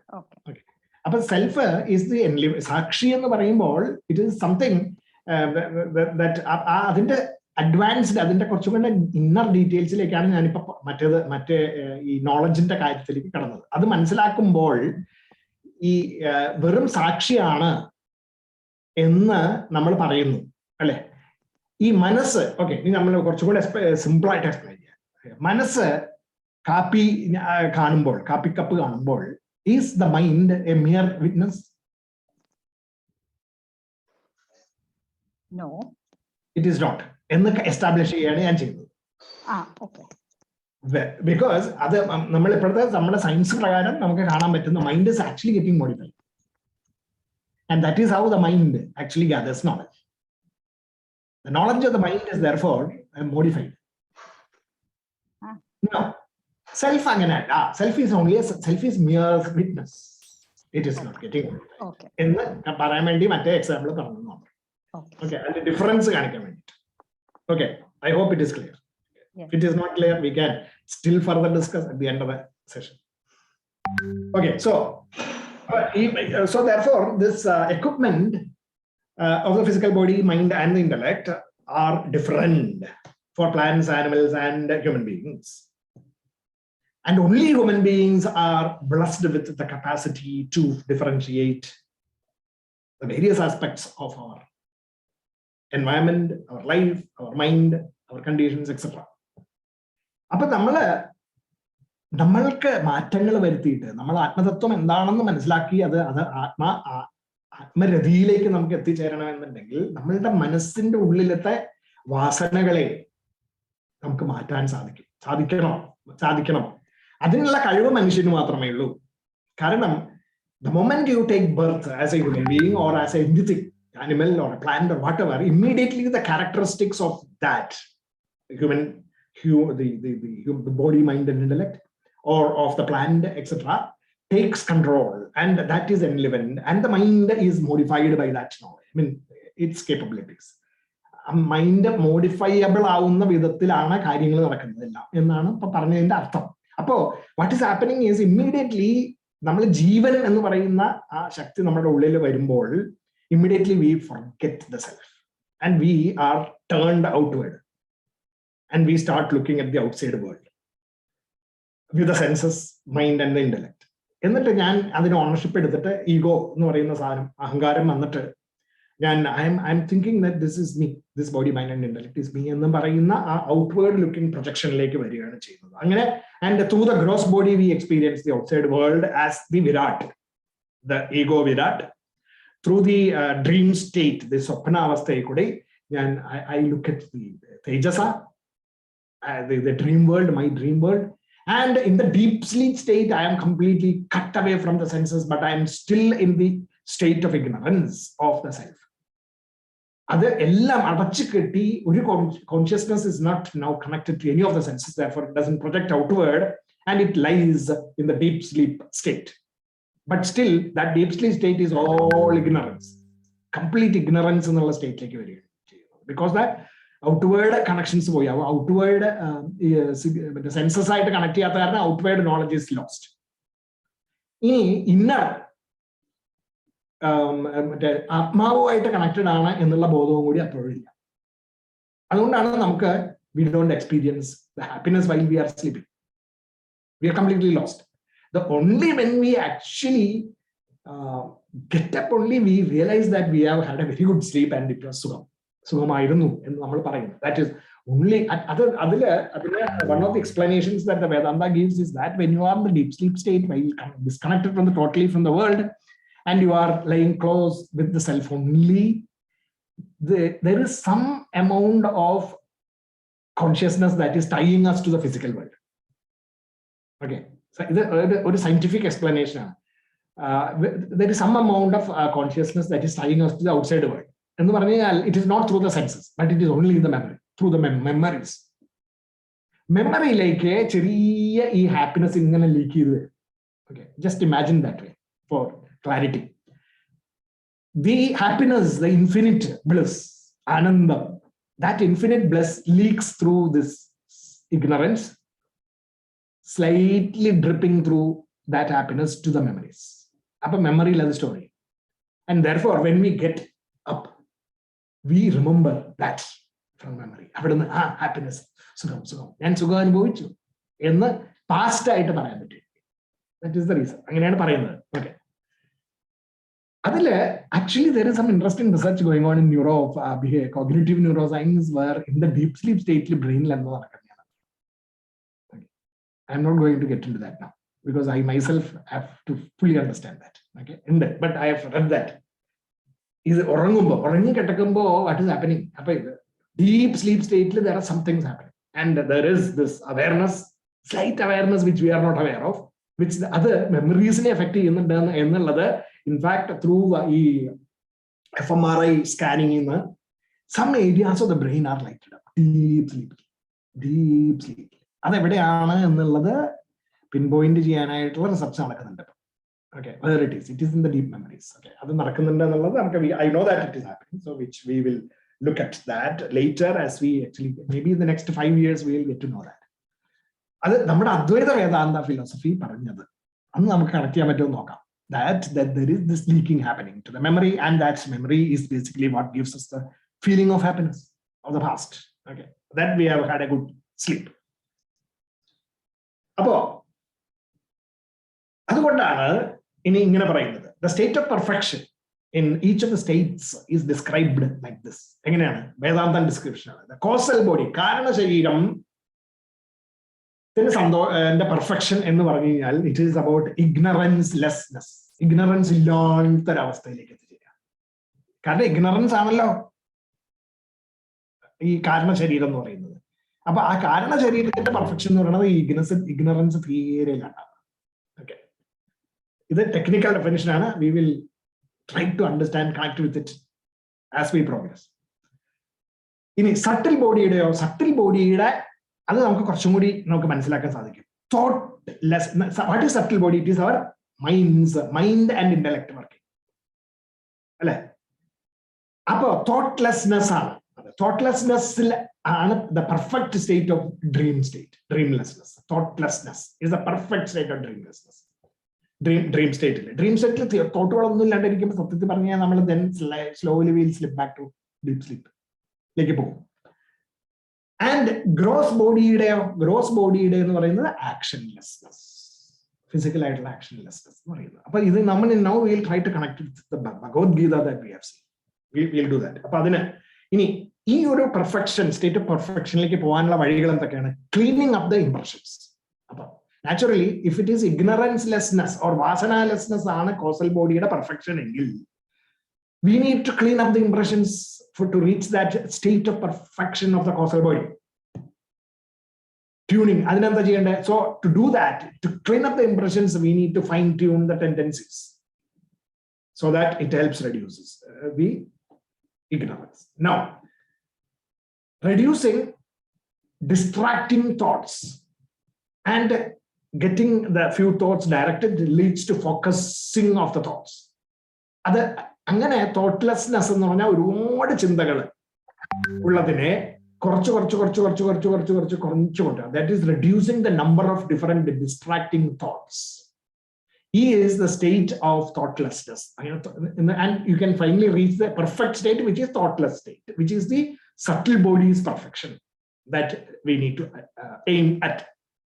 And actionlessness in the gross body, again, it is by getting into a state of flow in actions, innovation in doing things, and that for leaving a lasting legacy. Karma yoga, we have seen that karma yoga is the process of actionlessness in action, and we have seen that, no, 3rd chapter, 4th chapter, 5th chapter, like 4th chapter the medium, the core knowledge about actionlessness is provided in the 4th chapter of the Bhagavad-Gita, Jnana Karma Sannyasa Yoga. We have seen that in detail. So to get into a state, that is how we go to the state of flow, meditative state, like knowledge based Jnana Karma Sannyasam. And then comes the Karma Sannyasam, which is about shunning likes and dislikes. And ultimately then goes to the 6th chapter, which is Dhyana Yoga, which is about the meditative state of flow. About a state of flow, what is required is this, what? The process of karma yoga, actionlessness. Actionlessness, it is all through the process of shunning all kinds of selfishness. So any selfless action is defined as action in actionlessness in action. I hope you might recollect that. Now, actionlessness in action, that is karma yoga, and that is basically what it is all about. But can again now think about this. I'm trying to again explain this in a most simple manner possible. Okay, what is happening inside when you are in the deep sleep state? Your mind, which is full of vasanas, impressions, memories, etc., is now sleeping, which means that your impressions, your vasanas are all unmanifested. It is not yet manifested. It is in the state of slumber. Now, simple selfishness. Our selfishness is now sleeping. When you are in the deep sleep, thoroughly selfish in deep sleep state will not be able to do any act of selfishness. The selfishness is now in the deep sleep state. So it is in the unmanifested selfishness. Now, what is that selfishness? Selfishness is your attachment to your body, mind, and intellect. Technical details. Okay, so that means your body, mind, and intellect is all sleeping. Therefore, there is no selfishness. But in simple terms, in the deep sleep state, your selfishness is sleeping. It is in the unmanifested state. And when actually it's rises up. Sorry, it rises up. Okay, this state of no ignorance, no selfishness, etc. Okay, from there it rises up. Sorry, next moment is what you have to watch.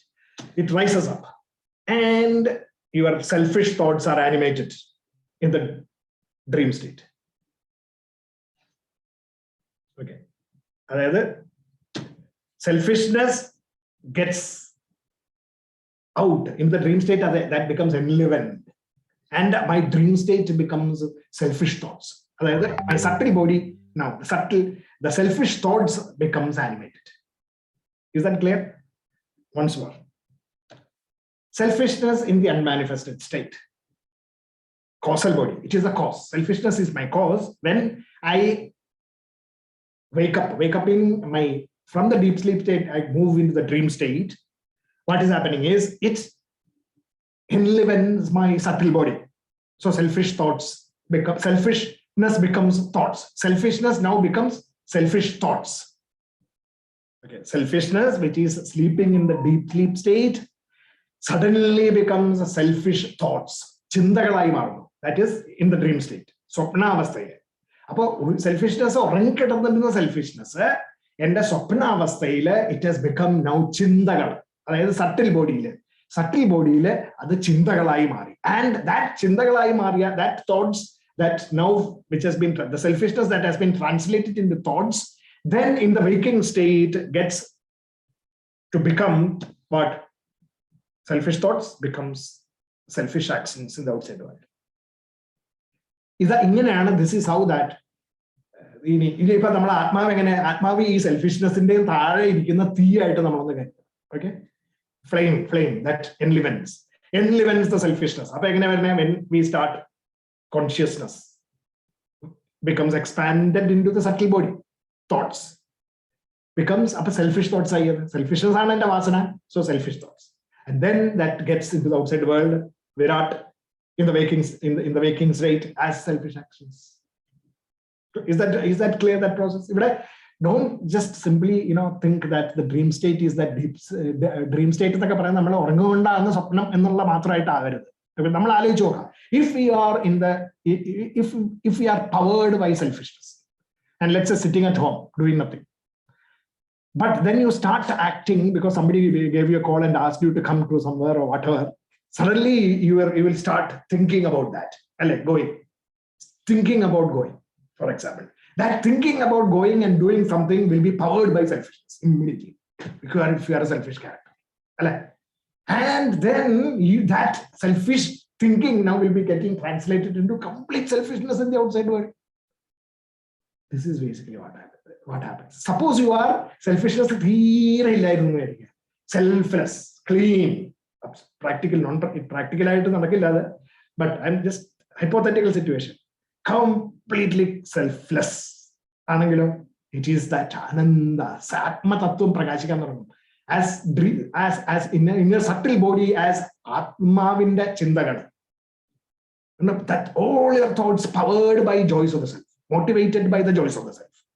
And then you start acting in the outside world with the atma trupti, exhibiting the joys of the self in a state of flow. But that is the perfect state. And the first one which I talked about, which is selfishness, is the lowest state. So between this spectrum, be like, not the perfect, neither the lowest. Maybe animals and plants are the lowest in terms of that way, if you look at it that way. They just they cannot modify the vasanas. They can only do what they are designed for. But human beings, they have the vasanas can be changed. And that vasanas, exhibition, selfishness, it becomes selfish thoughts and becomes selfish actions. Selfless, it becomes selfless thoughts and it becomes selfless actions in the outside. Yajna, tyaga, samarpana, prasada bhavatodu itla pravarthanangalaayittu maarunnu. So that is the process. Is that clear now? I mean, what is Fissiparus thoughts? What is that? Fissiparus meaning distracting. Okay. Distracting in when your thoughts, when your motivations are, when your motivations are fully focused on the joys of the inner self, then that is a one single stream. It is not Physiparis. It is not distracted. It is a beam, full beam of the power of self shining through. Your motivation for the inner joys, the intrinsic motivation, or in other words, we call it as the inspiration. Intrinsic motivation or inspiration, or your ultimate love for the inner self. In the spiritual parlance or religious parlance, we can call it as bhakti. In technical parlance, we can call it as the inspiration of the inner self. That is a single being without any distraction, which fully expresses as perfect functioning in the outside world. Whereas the disparage thoughts is what do you mean by that? This Physiparisness of your thought. It is all about your thoughts becoming split into, the motivation for satisfying your intellect, satisfying your mind, satisfying your senses. So it is suddenly becoming split. Sense pleasures, mind, emotional happiness, and intellectual one-upmanship and all those things. And that splitting up, it is getting completely split up. Physiparis thoughts. So that is how these things happen. And to get these vasanas of, therefore, this selfishness cleaned, you need to reflect, you need to contemplate, and you need to meditate. This reflection, contemplation, and meditation is a must. That is, we have talked about that previously also.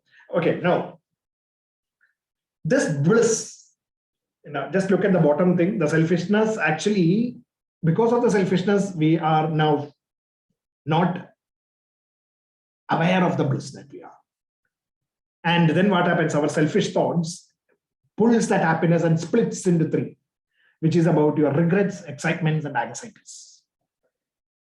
Happiness in a transformation is another. Regrets, excitements, and anxieties. And therefore, you work in this world, in that mode. Regrets, excitements, and anxieties yonder.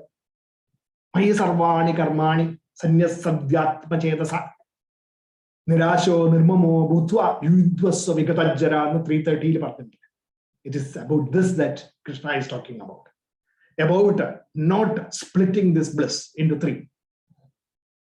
As the regrets of the past, the agitations in the present, and the anxieties about the future. No, combining, throwing it all, and then fully focusing on Adhyatma Chitta, focused fully on the self as one stream of brilliance of the self, being expressed in your thoughts and actions.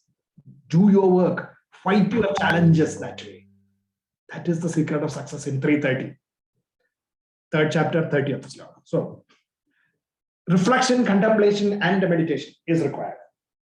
This is the picture of our mind, body, mind, and intellect. With the self empowering it, just like in a prism, the light gets splits. The Physiparis tendencies happen, splitting that into the vibgyor of light. This is basically what is happening within us because of the vasana deposits of the prism, the mind, and the intellect, and the pleasures. That picture is giving rise to this what? That light spectrum, we can actually talk about as the kama, krodha, lobha, moha, mada, malsaryadigal, shad vairigal. The enemies, the 6 enemies, I to split Vasanagala content. Vasanagala clean we will be able to conquer the Shadvairis, the Kama, Krodha, Lobha, Moha, Mada, and Malsarya. That is basically what we will be looking at. In the modern, in the cognitive neuroscience, now they have come up with this. If you look at it, what is Kama, Krodha, Lobha, Moha, Mada, and Malsarya? They are all emotions of the mind. The mental transformations are another, mind and emotions are another. So now modern science is split up.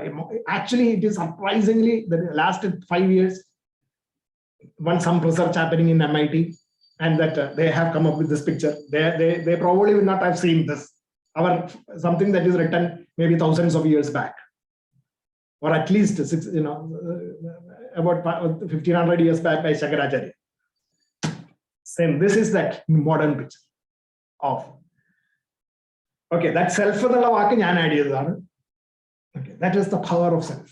that power of the self that is enlivening our mind, and therefore it is actually enlivening the emotions, a spectrum of emotions. That has been found that there are 8 emotions: fear, anger, disgust, shame, sadness, surprise, joy, and love.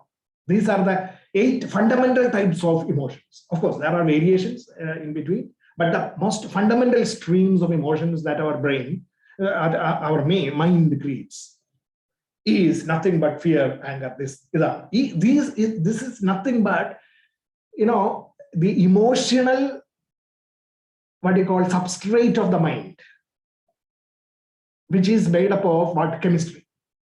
It is chemistry, the chemistry of our mind.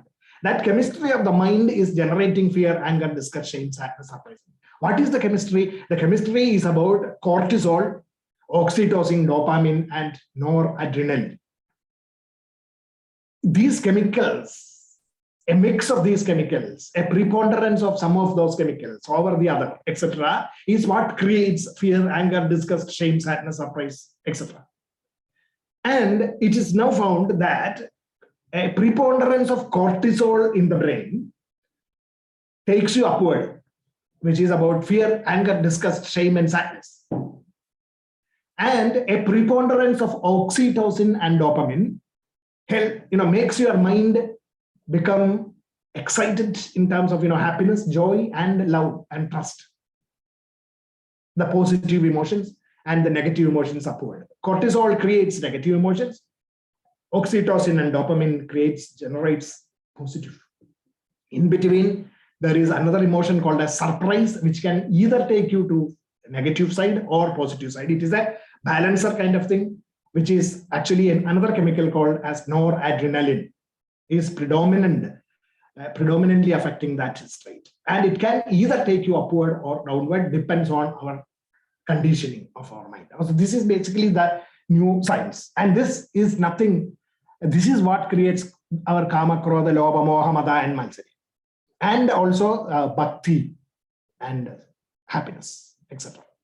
But that is basically the new picture, because our experiences shape our brain, and these experiences are nothing but chemical patterns within our brain. And these chemical patterns define our behavior and expectations. That is basically, in this way, through this cortisol, oxytocin, dopamine, etc. But it is actually creating oxytocin, or anger and fear, etc. When we are actually angry with something, then what is happening? Anger is nothing but cortisol being generated in the brain. And with that brain, with cortisol predominant brain, if you act, it is going to create problems. So, like for example, I got angry with my boss or whatever, and I immediately shoot off an email. That mail will be full of cortisol, and it is going to come back, because you are full of cortisol, meaning your brain is full of cortisol, and therefore you are fully angry, and therefore whatever you write will be contaminated with anger, and it is never going to produce the required results. That is, these are general things that happen in our day-to-day living because of the chemistry that is happening inside the brain, which is nothing but the emotional spectrum, and which is nothing but the vasanas inside us. And those vasanas are enlivened by the Atman, who is only a witness. The Atman never gets angry. It is the mind that gets angry. And the mind produces its ripple effect outside, in the outside world. That ripple effect never comes back to the self. It is only in the outside world. And outside meaning in our mind as well as in the outside world. And it contaminates our mind, and it contaminates the objects in the outside world we connect with. So that is how all this system works. And you can see that love, trust, etc. are something very, very, very essential. Trust is one of the most essential things in team building. For example, if the team members have trust with the leader, and if the leader has trust with the team members, complete picture changes. And then there is what is called as oxytocin generated brains. The team becomes oxytocin generated brains. The leadership is oxytocin generated leadership. And then there is trust. And when there is trust, Trust is like the oxygen for the brain. Trust is the oxygen for the brain. That is one of the important thing that you need to understand. Trust is the oxygen for the brain. Okay, so we will come back and revisit these as not come back, but as we go further. Today, I just wanted to introduce to you this similarity of our Vedanta thinking and the modern thought. Okay, But you said, basically saying nothing, the same thing. Jyotsna, yes, Jyotsna. sir, you said that everybody has a unique chemical patterning.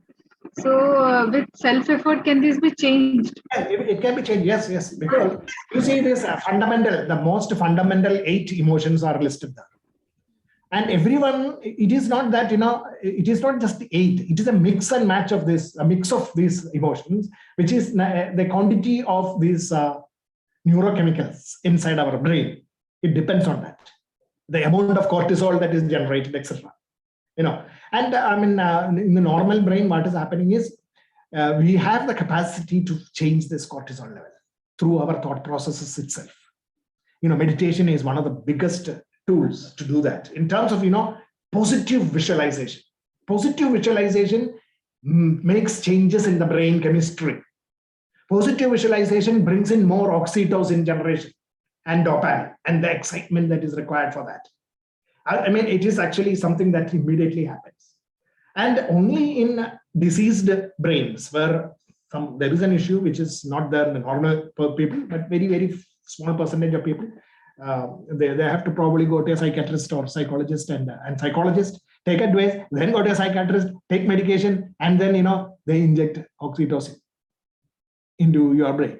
They give you supplements for them, not inject through various tablets and other medication.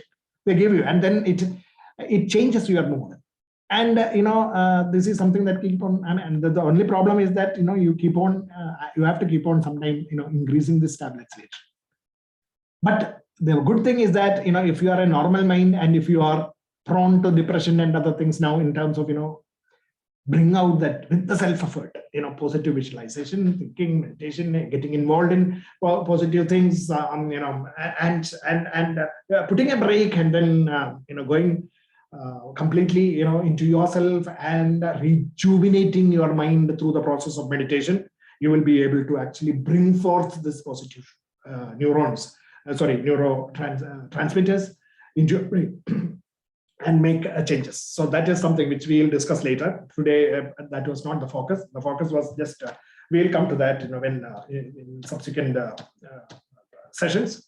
So, okay, so that's basically what I wanted to show you today on that. And then, therefore, through the process of improving your moral values, your mental equanimity and intellectual poise, changing this through the processes of through action, reducing the unsettling thoughts by engaging in actions through sheer force of self-effort. And then positive visualization, getting engaged in some activity that you love.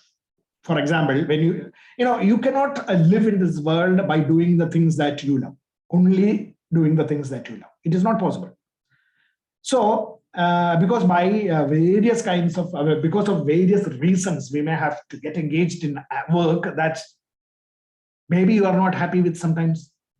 Okay, so if you are forced to do jobs that you are not happy with, maybe the profession, the job, workspace, and all those things. But you need that job, you need that money that you earn, etc. And so therefore you cannot give it. You have to do. Then make sure that you spend at least 1 hour, every day in doing things that you love, because you need to compensate the cortisol. Office when cortisol generates, you will immediately know. For example, when you get up in the morning, early morning, to go to office, are you excited? Are you powered? Are you motivated? If you are not, and if you are, somehow or the other pushing yourself up and then going to the office, then you be sure that cortisol is predominant in your brain. And that cortisol is going to affect your health, affect your thinking. So the cortisol generation can be controlled By engage. For example, one of the simple steps that you can do is in the evening, every day, engage yourself in some activity that you love after your work, because the work you cannot. So after the work, try to engage in them. Maybe it is gardening. You spend 1 hour in the garden, tending to the flowers, seeing the bright flowers and being happy about it. Bright flowers. I manualed it. And then, it is growing, it is beautiful. That feeling is generating oxytocin inside your brain.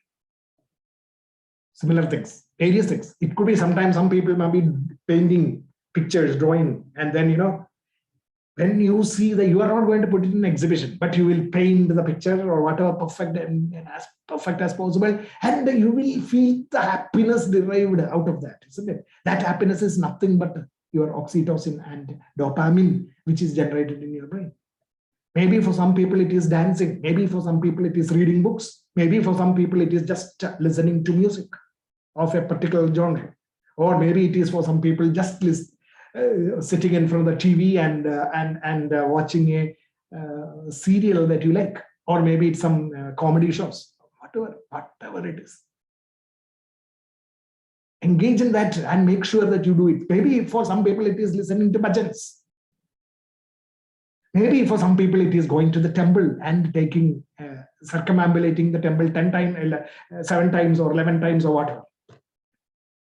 Maybe it is, you are every day going to the temple and being there at the Deeparadhana. The happiness that you get while doing that, cortisol is being overpowered by dopamine and oxytocin.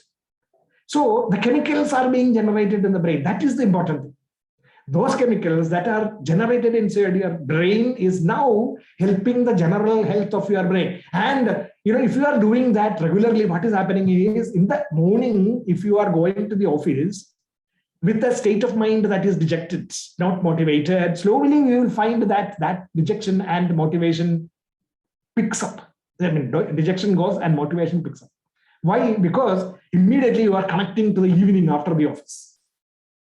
And you will come back to office and do, you're happy. That is firing you. And therefore you will be propelled to go and do whatever you want to do as by a necessity. You will do that. So this kind of, balancing the chemistry inside your brain is a process of vasana control. Okay? Do that. Through action, reducing unsettling thoughts. Through devotion, improving the quality of your work. That, through action, you do your work.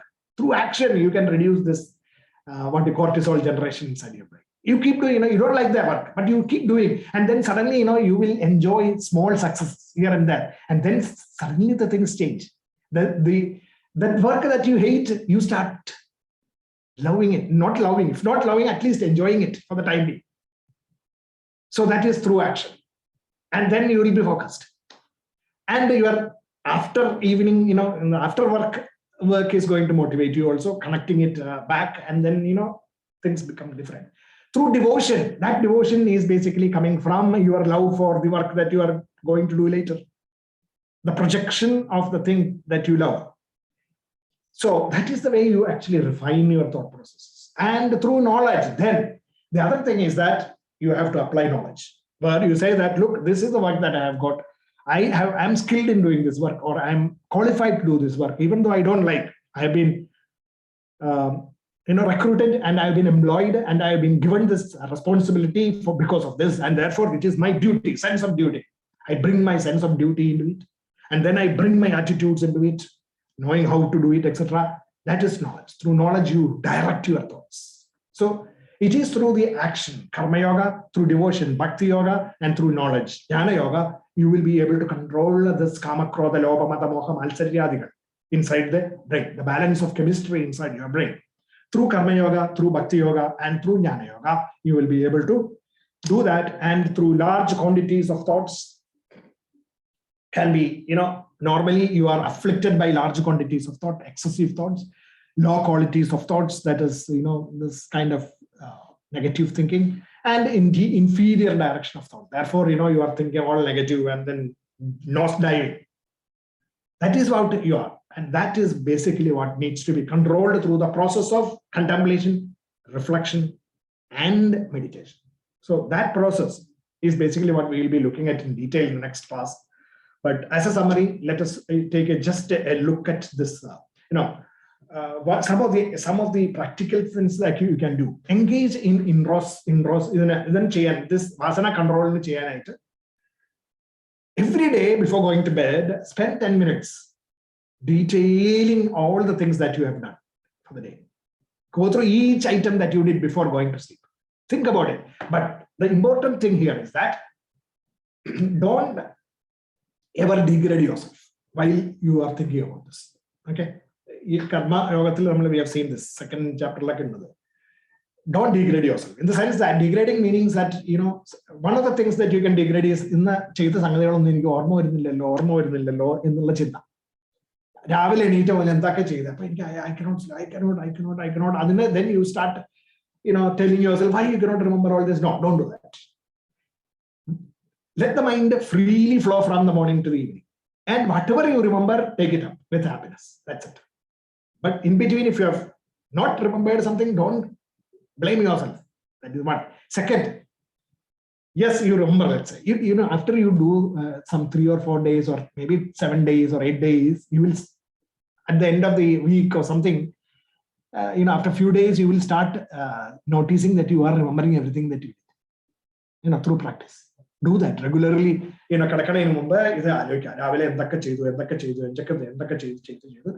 Don't be judgmental.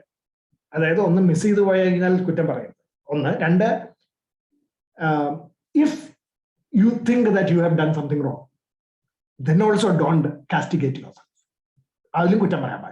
So without judging yourself for anything, missing or doing bad or whatever, and also praising yourself egoistically. Go through the, initially, ചിലപ്പോൾ ദേഷ്യം വരും, അല്ലെങ്കിൽ തെറ്റ് ചെയ്തു എന്നുള്ള guilt വരും, അല്ലെങ്കിൽ ചിലപ്പോൾ ഭയങ്കര സന്തോഷം അല്ലെങ്കിൽ അഹങ്കാരമൊക്കെ വന്നു വരും. അപ്പൊ immediately tell yourself, no, this is not a judgment session. It is yours, only to yourself, and then go through that list. Keep doing that every day. Go through this process. It is going to clean up the vasanas. Surprisingly, this is a practical way of Vedanta suggests to do that. And this is in the waking state. In the waking state, this is how you fine-tune your vasanas. And another step. And in the dream state, in the dream state also, you should be able to control your vasanas, because in the deep sleep state, you cannot do anything for your vasanas. In the deep sleep state, you are helpless.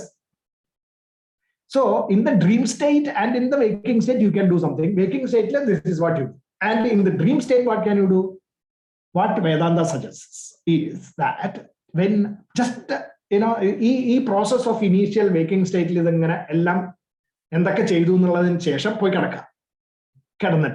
just start thinking about something positive. Ideally, ultimately, you should go to that infinitude. That is the most highest thought. I am the infinitude. Drift out to sleep. And then, when you get up in the morning, immediately close your eyes and meditate the infinitude.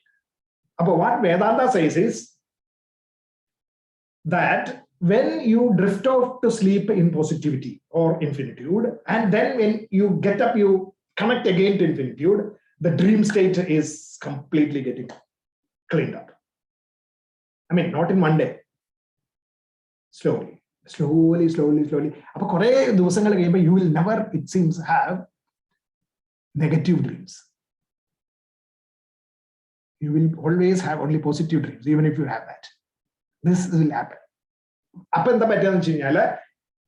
Your dream state is now getting cleaned. Vasana. The vasanas in the dream state is getting cleaned. Vasanas in the waking state is getting cleaned. Dream state is getting cleaned. You cannot do anything in the deep sleep state. So, nothing to worry. This is the process that you have to do. Let us try to do that. I will try to explain more this dreams state cleaning, etc., a little bit more in tune with what we know of neuroscience also. we'll try to do that. And therefore there is a meditation, just the preconditions for meditation. You know, if suddenly if you go to some religious gurus or whatever, you know, or some people, and or there are other coaches and all people who talk about meditation, you know, as the solution for your problems.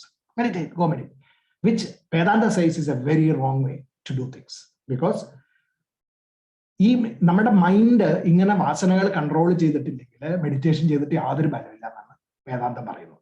ഒന്ന്. രണ്ട്, അങ്ങനെ നമ്മൾ meditation ചെയ്യാൻ പോയി കഴിഞ്ഞാൽ you may have detrimental effects. Wrong things might happen, bad things might happen to your mind. Don't do that എന്നാ പറയുന്നത്. അപ്പോ യെസ് ജ്യോത്സന ഒന്നും കൂടെ റിപ്പീറ്റ് ചെയ്യാമോ? ഞാൻ ശരിക്കും മനസ്സിലായില്ല. അതായത് ലാസ്റ്റ് പറഞ്ഞതല്ലേ, അതായത് ഈ മെഡിറ്റേഷൻ എന്ന് പറയുന്നത് it is not a one shot thing, one solution, one magic bullet ഒന്നും അല്ല. Not everybody can do meditation. Meditation requires your mind to be prepared, and the preparation process is what we have been talking about now. If you don't prepare your mind for meditation, then it is going to have detrimental effects. So, അപ്പോൾ അതിനെ meditation prepare ചെയ്യാനായിട്ടുള്ള പ്രോസസ്സാണ്. Get through waking state introspection, dream state introspection എന്ന് പറയുന്ന രണ്ട് process. Keep doing that and engage in your work in a positive manner. അതൊക്കെ ചെയ്ത് your mind should start getting reduced with the physical tendencies, and mind should be refined of the, അതായത് നമ്മളുടെ ഈ negative thoughts കുറച്ച് കൊണ്ടുവരണം first.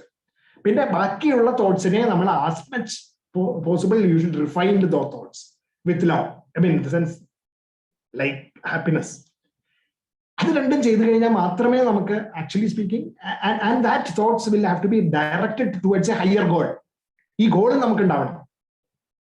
ഇതൊക്കെ ഉണ്ടായാൽ മാത്രമേ, ഇപ്പോ നമ്മൾ സിമ്പിൾ എക്സാമ്പിൾ പറയാം, നമ്മൾ ഓഫീസിൽ പോകുമ്പോൾ അജിറ്റേറ്റഡ് സ്റ്റേറ്റിലാണ് പോകണമെന്ന് വിചാരിക്കുക ദിവസം. Let's say you are going into the office in a agitated state because you don't like the work. And with that, if you think that the solution for that is in the evening come and meditate, then you are going to go through a hell. That is basically what it is. Adine pagaram, let us say you practice this hobby, let us say, of something which you love. Keep doing that, and after a period of time you will find that your mind is now slowly getting under control, and then is the time to start meditation. Mansalaya. Okay, we'll talk about that a little bit more detail through this the diagram that we have here about the prerequisites for the practice of meditation. All the things that I have discussed so far, we will discuss that again in detail, and have more reflection on this, so that we know what meditation is all about and why it is required, how it has to be practiced, etc. in the next class. So till that time we will when you're sorry. Yeah, parjo. Sir, when you're doing this introspection, there is an insight within you, and when you're doing that, when you realize that you've done something wrong, that's what in the evening while you are at home, in the evening while you are at home, and then just rewinding this like a film roll, you don't really have to be agitated or take action about it, alla. നമ്മളെ ജോലി സ്ഥലത്ത് ഇരിക്കുന്ന സമയത്ത് നമുക്ക് ദേഷ്യം വന്നപ്പോൾ നമ്മൾ ആ സമയത്ത് ചിലപ്പോൾ റിയാക്ട് ചെയ്തിട്ട് വന്നു എന്ന് വരാം. പക്ഷെ ഈവനിങ്ങില് അന്ന് എനിക്ക് ദേഷ്യം വന്നു, അപ്പൊ ഞാൻ ഇങ്ങനെ ചെയ്തു, അതുകൊണ്ട് അയ്യോ തെറ്റായി പോയി എന്ന് ചിന്തിക്കരുത്. ഞാൻ പറഞ്ഞു, there is no point in doing that because you are regretting the past. Don't do that. It is only that going through that, taking stock, keep doing that regularly. Slowly you will start changing, making changes in the mind. And that's what we will discuss those and this diagram, etc. in the next class. And we will also, if you want to discuss, we can further discuss, but after this class.